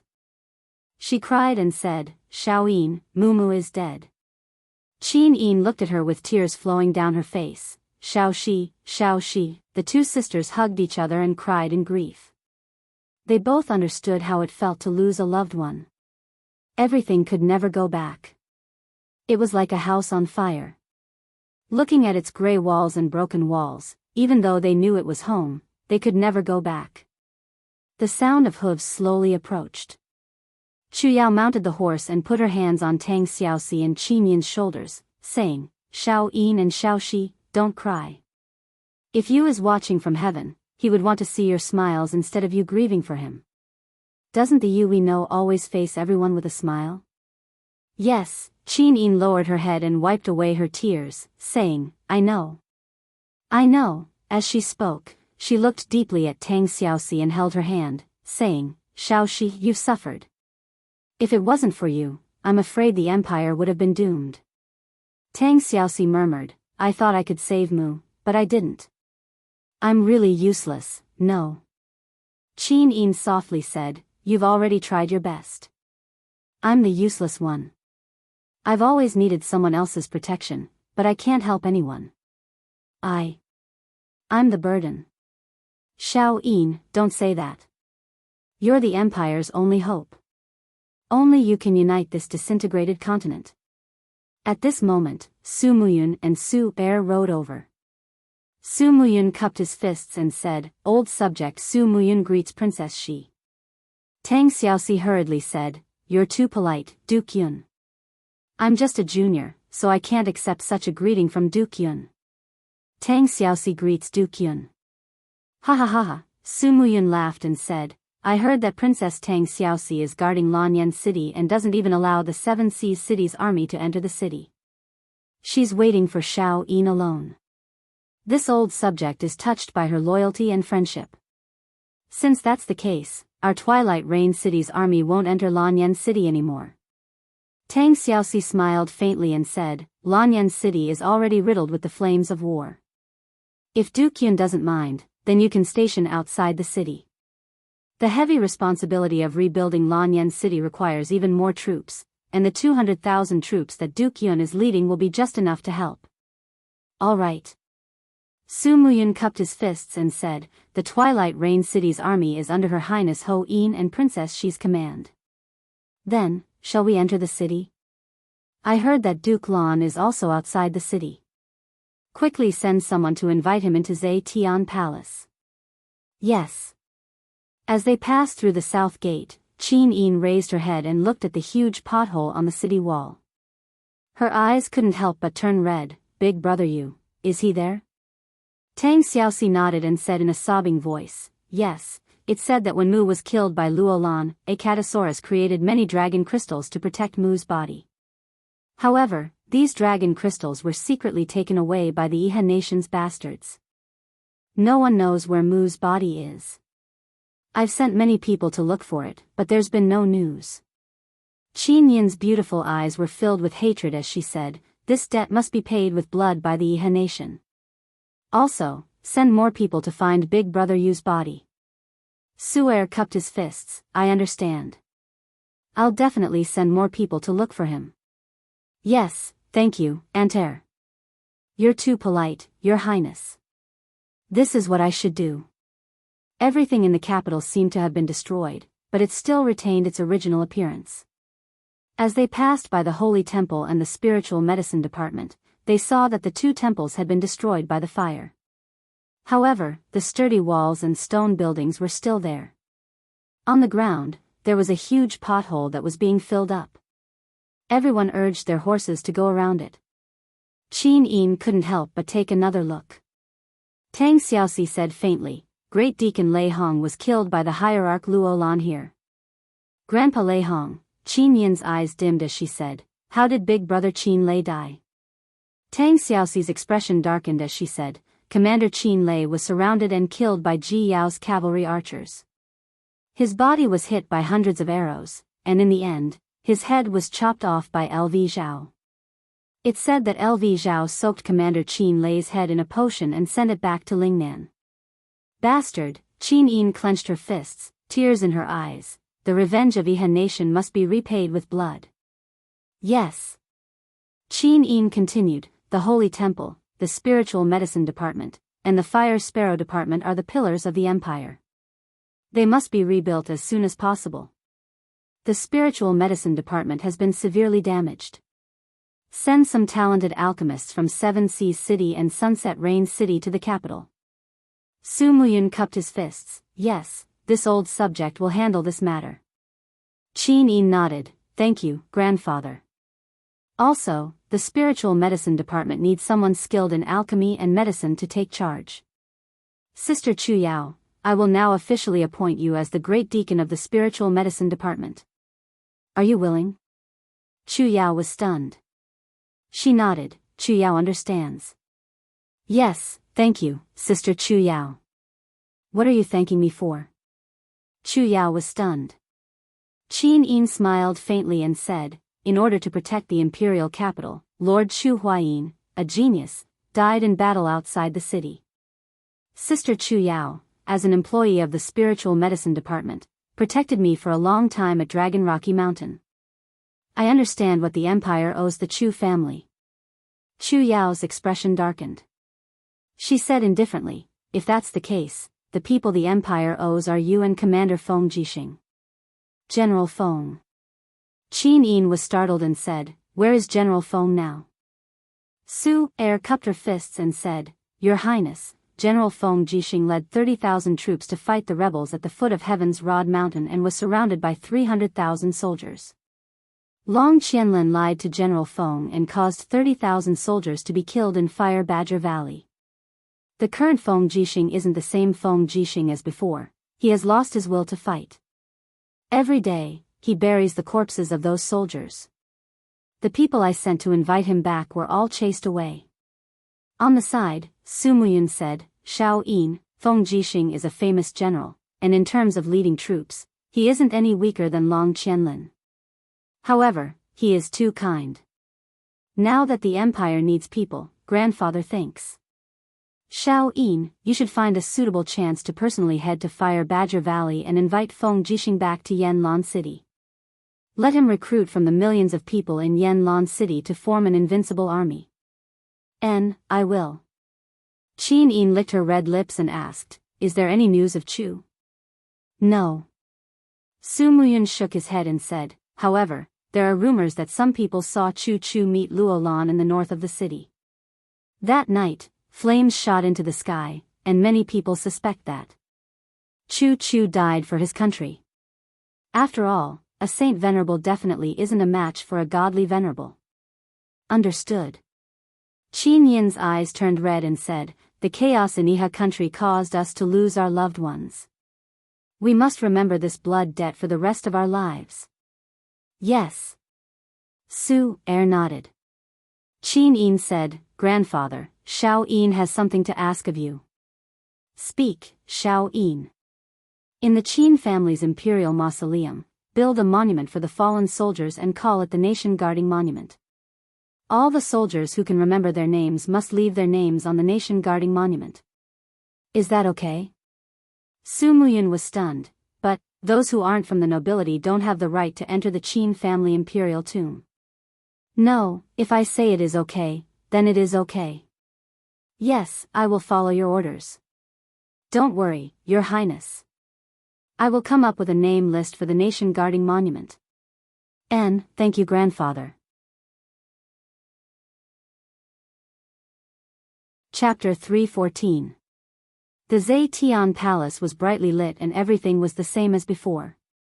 The only difference was that there were fewer people and treasures. Tang Lan led the ministers of Qihai City into the imperial capital. In the middle of the night, no one had the slightest desire to sleep because this night was too important for the empire. This was the first meeting between the emperor and his ministers after the war. It also meant that there would be a new direction in the distribution of power in the empire. With the help of Tang Xiaoxi, Qin Yin walked step by step to the throne. When she lifted the hem of her skirt and sat down gently, all the ministers knelt on one knee and shouted, Your ministers greet your majesty. Your majesty. Qin Yin shook her head and said, Just call me your highness. In my heart, father is the real radiant king. Moreover, the empire has fallen apart and the territory is less than half of what it used to be. I am no longer the emperor. Su Muyun nodded and said, Yes, your highness. Qin Yin's beautiful eyes flickered with a beautiful light. She looked at the crowd and said, Tell me, how many troops of the empire are in Lanyan City now? Don't hide anything.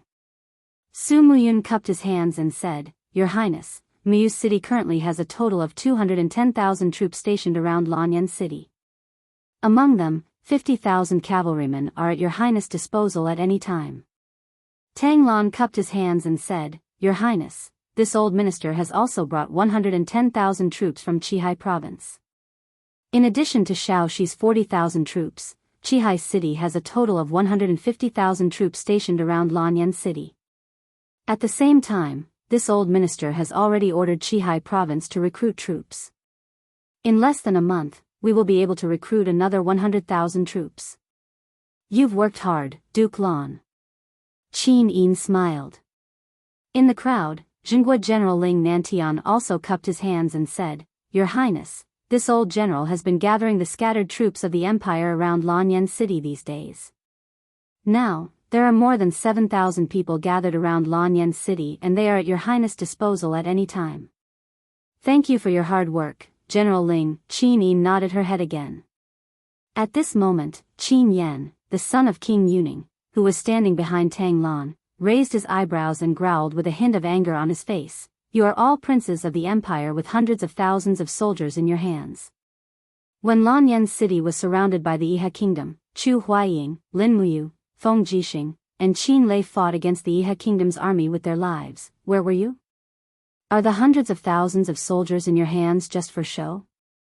Or, are you waiting for the fall of the empire to divide the soup?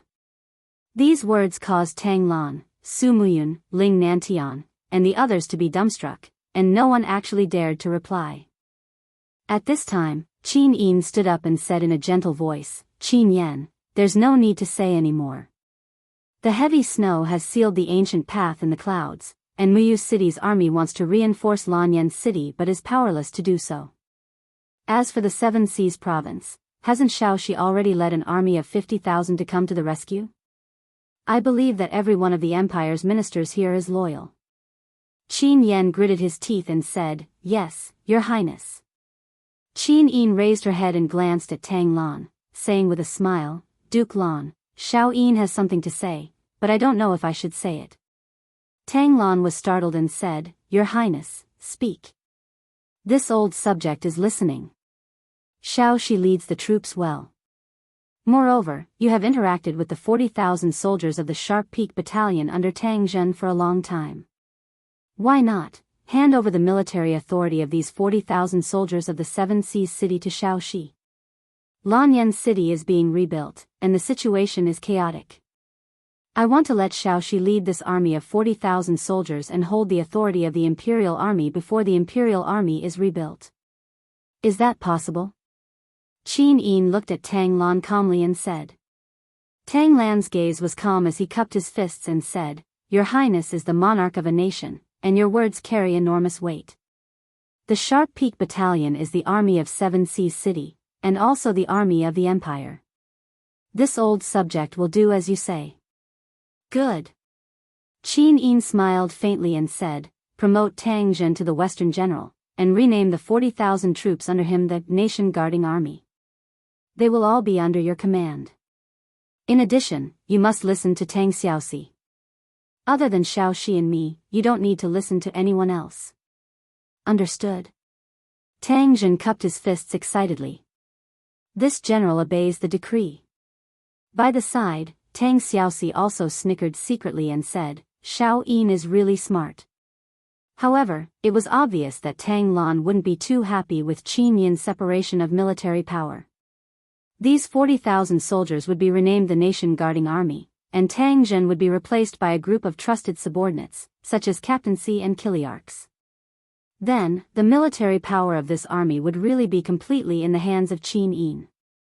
In fact, Qin Yin also knew that although she was now the ruler of a nation, the military forces were not in her hands at all. She could not guess the thoughts of her grandfather, Su Muyun, at all. Tang Lan, on the other hand, was a person who kept a low profile and bided his time. No one knew where the future of the empire lay. When Iha nation attacked Lanyan City, it was a battle.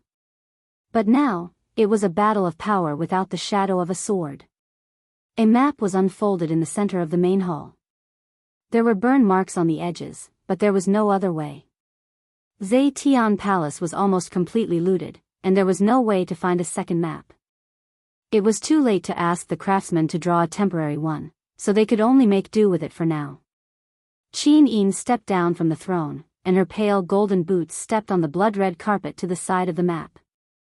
She said lightly, Lanyan City is adjacent to Cangnan Province, Tianshu Province, and Earthstar Province. Since Lanyan City has been recovered, the next step is to recover these three provinces. If anyone has any suggestions or opinions, please feel free to voice them out. Ling Nantian cupped his fists and said, Your Highness, Yuchi Tian of Tianshu Province is a two-faced villain. He previously surrendered to Iha Nation, but now he has sent a letter saying that he is willing to return to the Empire. The 40,000 Tianshu army under him is even more willing to fight at the forefront for the Empire. Despicable villain. Wei Chou clenched his fists and said, It was this army who sent a fake letter and deceived General Feng into leading 30,000 Imperial soldiers out of the city. Otherwise, Lanyan City might not have to suffer this disaster. Qin Yen said angrily, Your Highness, you must reject Yuchi Tian's surrender. A debt of blood must be paid in blood. No. Qin Yin waved her hand and said, The Iha Nation still has nearly 300,000 troops. We are not sure that we can win, so we should try to gain as much strength as possible. Later, we will send people to take over the Heaven's Pivot Province. At present, we only have to deal with two cities, the Five Valley City and the Cold Star City.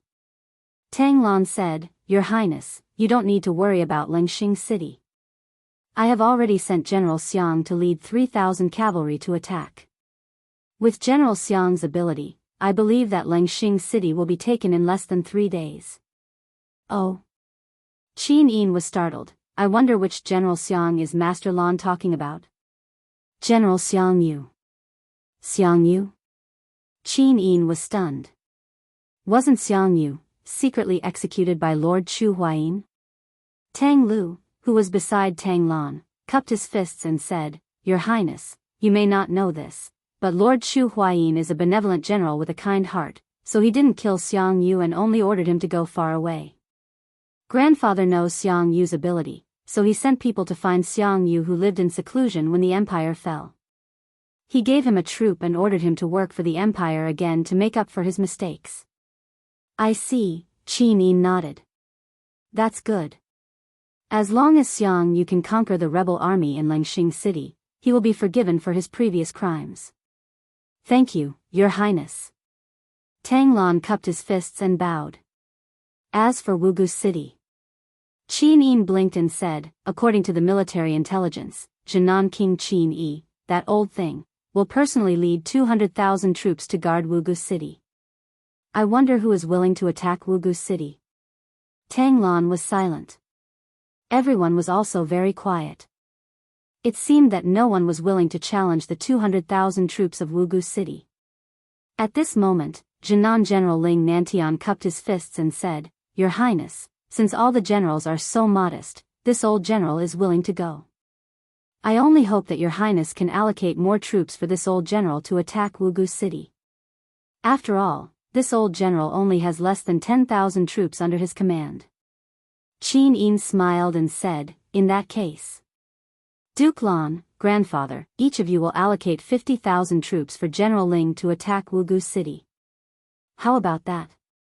Su Muyun cupped his fists and said, Yes, Your Highness. Although Tang Lan was unwilling, he couldn't do it openly, so he also cupped his fists and said, This old subject will gather 50,000 troops tomorrow and hand them over to General Ling Nantian to command. Your Highness can rest assured. That's good. All the provisions will be provided by Qihai City and Muyu City respectively. Yes. Everyone had their own thoughts, so they didn't say much. Qin Yin took a cup of tea from the maid and took a sip. She sat on the throne and waited for everyone to report anything else. Suyu whispered to Su Muyun, Father, why don't we attack the Five Valley City ourselves? Why do we have to hand it over to Ling Nantian, an old general who hasn't been on the battlefield for a long time? What if we lose 50,000 men? They are our elite soldiers. Su Muyun shook his head and said softly, Do you think I don't want to? But Qin Yi has many famous generals under his command. The newly conferred 7 marshals of the Yihan nation are all there. Ji Yao, Lv Zhao, Ding Shi, and Long Qianlin.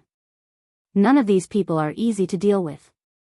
As for us, after your brother's death, there is no real general in the Muyu city who can take charge of an area. If father asks you to personally lead the troops to attack the 5 Valley City, do you have a chance of winning? Su'er was stunned and said helplessly, I am not as brave as brother, so I really don't have the confidence, yes. Su Muyun said calmly, follow father to Fire Badger Valley tomorrow. Why are we going to Fire Badger Valley? To find Feng Jixing. If we can get Feng Jixing's help, our Muyu City army will be invincible. Yes. After a while, Wei Chou suddenly cupped his fists and said, Your Highness, I have something to say. Qin Yin looked at him and smiled, Sir Wei Chou, just say what you want to say. Yes. Wei Chou looked at Qin Yin with clear eyes and said, although Sir Lin Muyu died for the country, the Longdan army camp is still there. I hope that your highness can allow us to rebuild the Longdan army camp. As long as the Longdan army camp is there, Sir Lin Muyu's soul will be there. Qin Yin was moved and her eyes turned red. The Longdan army camp is Brother Yu's private army. Okay, I will immediately promote Sir Wei Chou to rank 4 general and be the commander of the Longdan army camp. Luo Yu, Fengxi, and Qin Yan will be deputy generals and be the deputy commanders of the Longdan army camp. The Longdan army camp will be the official army of the empire and the funds will be taken from the empire's treasury. Tomorrow, we can recruit new soldiers in Lanyan City. Yes. In the mountains, the crystals buried deep in the ground shone with a faint purple light. A voice continued to grumble, Is my god power not enough to wake you up? How long are you going to sleep for, Lin Ruoji? Do you really want to wait until Qin Yin and Tang Xiaoxi marry someone else and have kids before you wake up? Spiritual sense fluctuations are stronger? Lin Ruoji, it seems like you still care about these bitches. Quick, then wake up for this great emperor. Chapter 315. Winter passed and spring came, but Fire Badger Valley didn't have any signs of spring at all. What replaced it was a deathly silence. The newly grown grass in the soil was turned to ashes by a huge fire. At the same time, the 30,000 lives of the guard's army died. Bugs flew about the valley and the stench filled the air. A few wild dogs were fighting for the leg of a guard army soldier and rotten liquid splattered all around. Bastard. A blade energy flashed across and instantly 2 wild dogs were sliced into 2. Feng Jixing walked forwards and grabbed the leg of the guard army's corpse. He placed it in the deep hole at the side and then continued to drag the other corpses. His originally handsome face was now filled with death energy. Feng Jixing stumbled and black spots appeared on his wrists and face. That was the sign of the corpse poison invading his body. Luckily he had high cultivation. If it was a normal person who lived in such an environment for so long, they would have died long ago. Do, the sound of horse hooves spread out and a bunch of cavalry galloped into Fire Badger Valley. It was Su Muyun, Su Yu, and the others from Muyu City. Su Yu saw it clearly and pointed, Father, General Feng is there, but this place. It smells, Su Muyun nodded and said, let's go over. The bunch of them avoided the rotten corpses of the guard's army and came to Feng Jixing's side. Su Yu got off the horse and cupped her fists, General Feng, do you still recognize me? I am Cloud Province Duke Yun's daughter, Su Yu. Feng Jixing dragged a corpse step by step to the deep hole and placed it in. It was as if he didn't see Su Yu and the others arrive. Su Yu frowned and said, General Feng, you are. Feng Jixing grabbed the wind cutter blade that was stabbed into the ground. His gaze turned cold and he said, Are you all here to steal the corpse? Scram, otherwise, don't blame me for being merciless. Su Yu stood there in a daze. General Feng, on the side, Su Muyun got off the horse and held a golden staff. He looked calmly at Feng Jixing and said, General Feng, the 30,000 soldiers are the pride of the empire. Are you willing to let them rest in this desolate Fire Badger Valley? Don't tell me, you have the heart to let the beasts dig the soil and eat their corpses? Feng Jixing suddenly stopped in his tracks and looked at the ground that was covered with dark red blood stains. Su Muyun continued, General Feng, Her Highness Qin Yin isn't dead. She has returned to Zhe Tian Hall. Now Lanyan City is back in the hands of the empire. Cloud Province and Seven Sea Province have hundreds of thousands of troops protecting Lanyan City. Iha country has already retreated back to Five Valley City. Moreover, Her Highness Qin Yin has already ordered the construction of a country guarding monument to bury these soldiers who sacrificed their lives for the empire. In my opinion, the 30,000 soldiers should be buried under the country guarding monument. What does General Feng think? Feng Jixing turned around and stared at Su Muyun with a pair of beast-like eyes. He said calmly, Su Muyun, do you think I, Feng Jixing, don't know what kind of person you are? The capital has been surrounded for so many days and the people of Cloud Province can even crawl over. Yet, you allowed Lanyan City to be ravaged by the Iha country bastards and caused Her Highness Qin Yin to die. Now that the Radiant King is dead, I'm afraid that all the power in the world is in your hands, right? Su Muyun was taken aback. He said, General Feng, as Duke Yun, I didn't even hold you accountable for killing my son, Su Qin. Why do you have to get to the bottom of it and hold me, Su Muyun, accountable for my negligence? If you were a father, you would do the same thing. Right now, Shao Yin is my, Su Muyun's, only hope. The only thing I want to do is for Shao Yin to become the ruler of this world and raise the Iha nation to the ground. What do you want me to do? Feng Jixing asked calmly. Su Muyun smiled. Command the army of Twilight Rain City and sweep across the northern mountains. First, drive the Iha country bastards from Lingnan to the south of the Qinling Mountains. Now that the empire has many things to do, Xiang Yu has been reactivated by Tang Lan, Chu Huayin and Lin Muyu have died in battle, Shao Yin and I can only use you. I hope that General Feng will come out of seclusion again for the sake of the people of the empire. Old Chu. You, Feng Jixing frowned and tears welled up in his eyes. He lowered his head and remained silent for a long time. Finally, he raised his head and looked at Su Muyun and Su Yu. He said, I, Feng Jixing, am a sinner. I will only leave after I bury my 30,000 brothers. Moreover, I can't just listen to your side of the story. Before I see the nation guarding monument and Her Highness Qin Yin, I will not serve anyone. Got it? Su Muyun nodded. I will prove it to you. As he spoke, Su Muyun got on his horse and shouted to the guards, the few of you stay here and gather firewood to cremate the bodies of the imperial guards. Bring their ashes to the nation guarding monument. In addition, go to Great Deacon Chu Yao and summon the medical officer from the spiritual medicine department to come here and treat General Feng's injuries. No one is to be negligent. Everyone cupped their fists together. Yes, Sir Yun. On the way back, the mottled shadows of the trees scattered on the ground. Su Yu held the reins and frowned. Her black cloak swayed gently behind her. You, what are you thinking about? Su Muyun asked. Su Yu smiled faintly. Father, I'm thinking. Feng Jixing, Lin Muyu, Chu Huayin, and Qin Lei. These four are indeed outstanding. It's a pity that the heavens are jealous of their talents. Now, only Feng Jixing is left. Outstanding, Su Muyun smiled thoughtfully. Outstanding people can't go against the heavens. The death of Chu Huayin, Lin Muyu, and Qin Lei was the will of the heavens. The fact that Feng Jixing is still alive means that the heavens are looking out for the Qin Empire. They gave us the bloodline of a famous general. Otherwise, we won't be able to fight against the powerful Iha country. Yes. Su Yu nodded and said, Father, what are you thinking? Can you tell me? Me? Su Muyun was stunned. What am I thinking?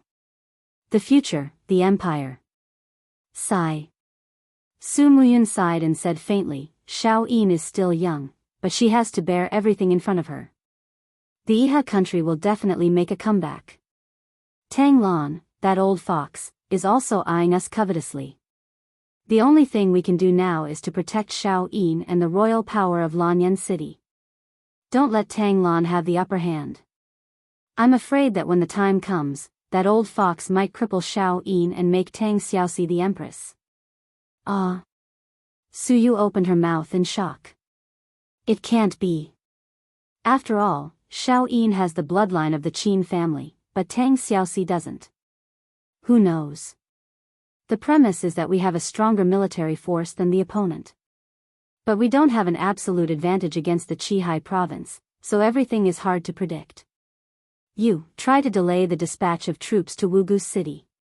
It would be better if we can delay it until Feng Jixing comes out of seclusion. Humph. Father, you don't believe in Ling Nanshan's ability to lead troops? Hee hee. Su Muyun smiled lightly. If Ling Nantian is really a famous general, I'm afraid Lanyan City won't be in such a miserable state. Oh right. You send more people to the southern border and the western region to find the lost troops of the empire. You must find the whereabouts of Du Hai. He is the first warrior of the empire. If we can use him, it will be even more powerful. Yes, father. On the 11th of May, news of victory arrived.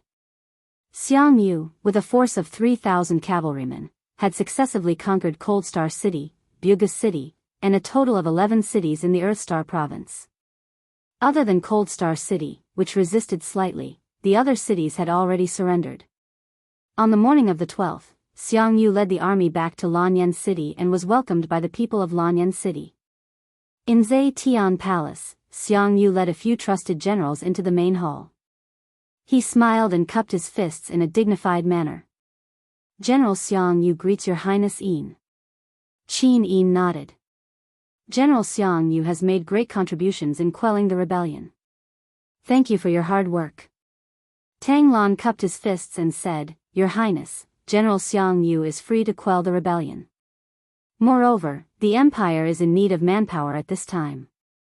Therefore, this old official suggests that Your Highness promote General Xiang Yu to the second-rank state general.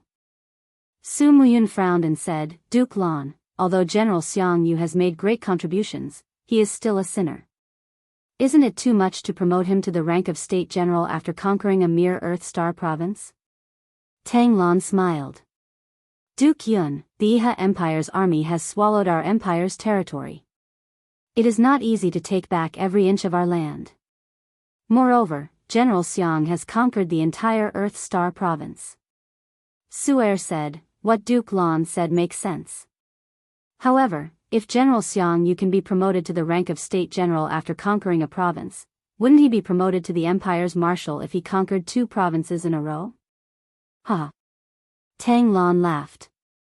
General Su Yu is not inferior to men. What you said is very reasonable. How about this? Your Highness, this old official suggests that General Xiang Yu be promoted to the 3rd-rank state general. What do you think? Wei Chou, who was in the crowd, was slightly displeased. He cupped his fists and said, Your Highness, the title of state general, originally belonged to Lady Lin Muyu. Tang Lan's gaze turned cold. Although Lin Muyu died in the line of duty for the empire, she is still a deceased person. Why not? Qin Yin stood up and said lightly, Since Duke Lan insists on conferring the title of Xiang Yu, then let's do as you say.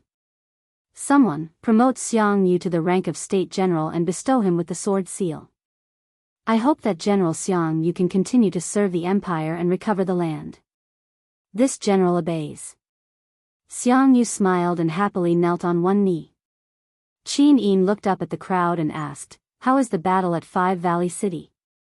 Su'er cupped her fists and said, Reporting to Your Highness, General Ling Nantian has led 100,000 troops to Five Valley City.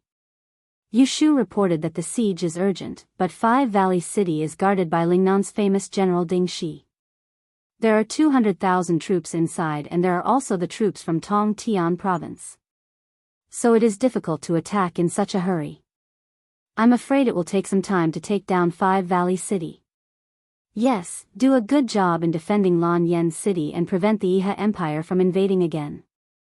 Yes, Your Highness, rest assured that this general will do a good job. Su'er was full of confidence. If she was asked to lead 100,000 troops to attack, she would not be able to do it. But if she was asked to lead tens of thousands of troops to defend the city, this was something she could handle. Chapter 316. Lanyan City, Qin's Imperial Mausoleum. Tens of thousands of people worked together to send the remains of the fallen soldiers into the Imperial Mausoleum. The total number of soldiers who died in the Battle of Lanyan City had exceeded 100,000. A huge dark stone tablet was lined up in a row, and the craftsmen were lying on the bamboo ladder, carving the names of the fallen soldiers onto the nation-guarding monument with tinkling sounds. The nation-guarding monument at the front was also the largest. The names of 10,000 imperial warriors were densely carved on it. Her Highness has arrived. A guard shouted. The craftsmen knelt on both sides of the road. Amidst the sound of horse hooves, Qin Yin led Chu Yao, Tang Xiaoxi, Wei Chou, Qin Yan and the others into the Imperial Mausoleum. Everyone dismounted one after another. Qin Yin lifted the tassels on her skirt and walked forward step by step. Looking at the names on the nation-guarding monument, she could not help but burst into tears. Chu Yao also looked up at the names on the nation-guarding monument. Her eyes turned red. Brother, Tang Xiaoxi's nose turned sour. Looking up at Lin Muyu's name, her tears flowed down silently. Wei Chou, Qin Yan, Luo Yu and Fengxi, the four generals of the Longdan army camp, quickly knelt on one knee and remained silent to show their remembrance. Under the afterglow of the setting sun, the names on the nation-guarding monument glowed with a golden luster. It was as if it was telling the world the story of the past and those people from the past: Lin Muyu, Chu Huayin, Qin Lei, Chu Chu, Lei Hong, Si Kongfan, Yuan Xia, Zhu Geyun, Meng Fang, Luo Lai. According to Qin Yin's ranking, Lin Muyu, Chu Huayin and Qin Lei were the top three. Chu Chu and Lei Hong were the fourth and fifth respectively. Following them were the governor of Five Valleys City, Si Kongfan, and the former protector of the nation, Yuan Xia and the others.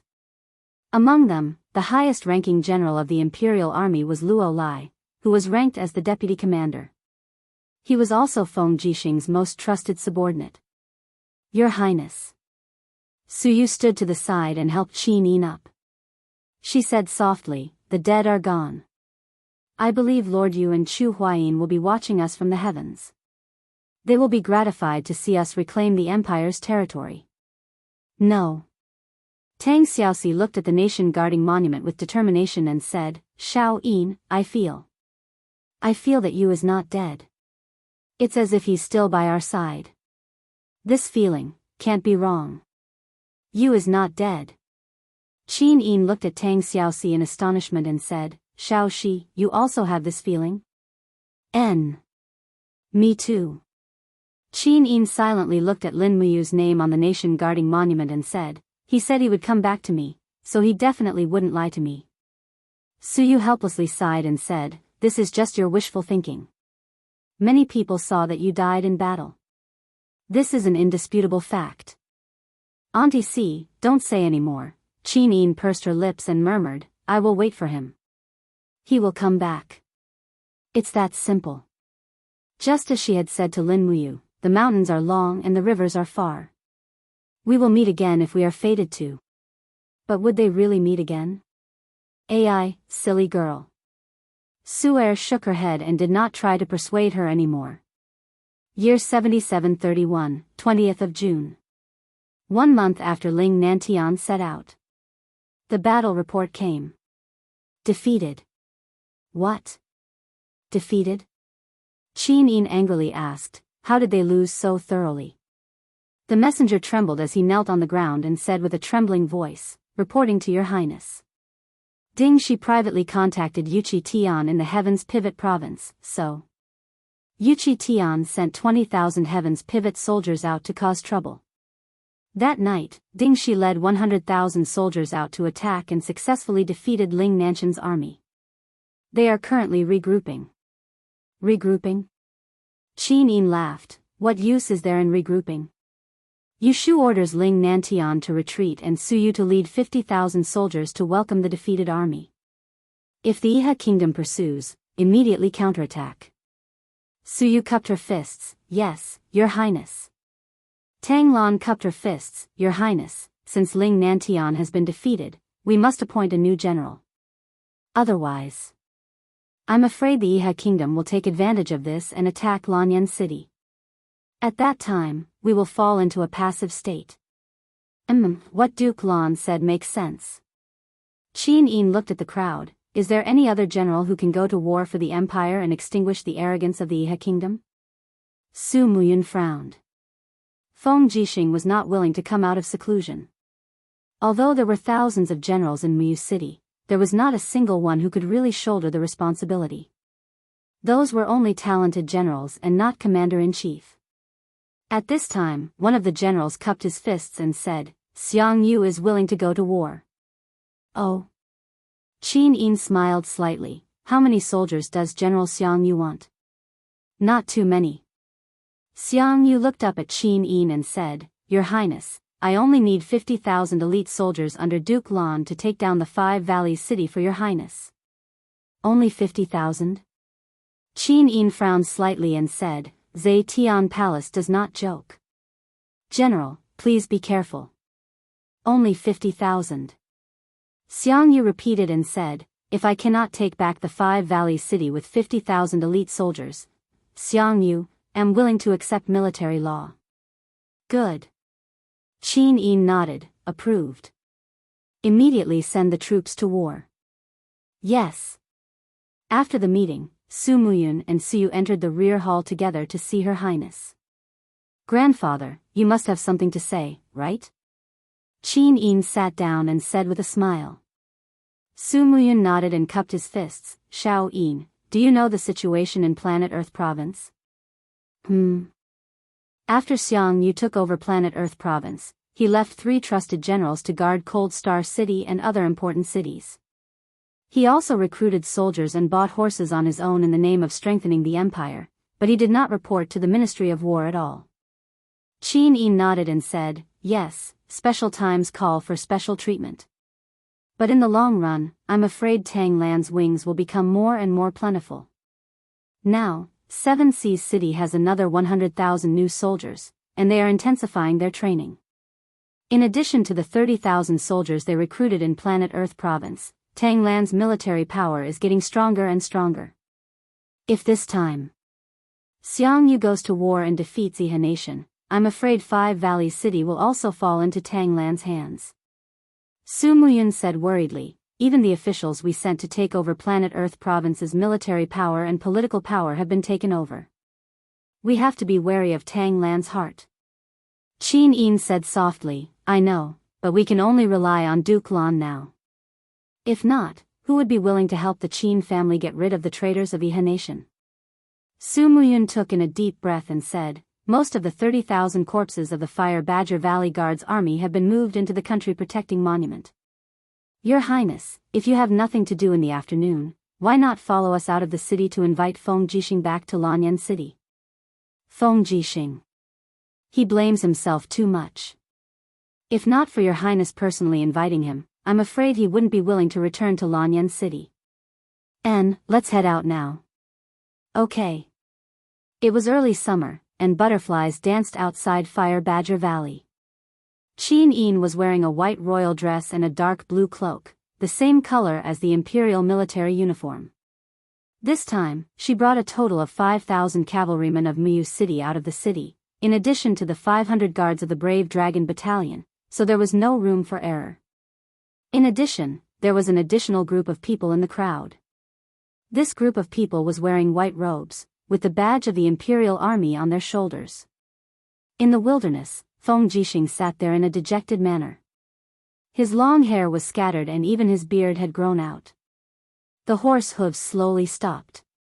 Qin Yin got off the horse and stood in front of Feng Jixing. She said softly, General Feng, Qin. Qin Yin, Your Highness. Feng Jixing's body shook. He raised his head and looked at Qin Yin's beautiful face. He muttered, Your Highness. Is it really Your Highness?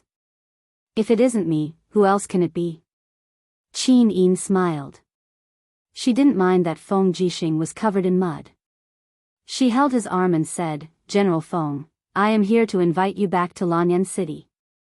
However, Feng Jixing retracted his hand as if he was electrocuted. He knelt on the ground and took a few steps back. His forehead knocked heavily on the ground several times in a row. In the blink of an eye, his forehead was covered in blood. He said with a trembling voice, Sinner Feng Jixing can no longer return to Lanyan City, why not? Qin Yin asked sadly. Feng Jixing's eyes turned red. He said, the 30,000 brothers of the Imperial Guards trusted me, Feng Jixing, and were willing to disarm themselves. However, they were massacred. It's all my fault. I can die 10,000 times. I am a sinner covered in blood. I don't have the face to return to Lanyan City. Your Highness, please grant me death. If I die under your Highness's sword, Feng Jixing can die in peace. I don't have to suffer anymore. No, you can't die. Qin Yin looked at him and said, if you die, who will avenge brother you? Who will avenge Lord Chu Huayin? Who will avenge Commander Qin Lei?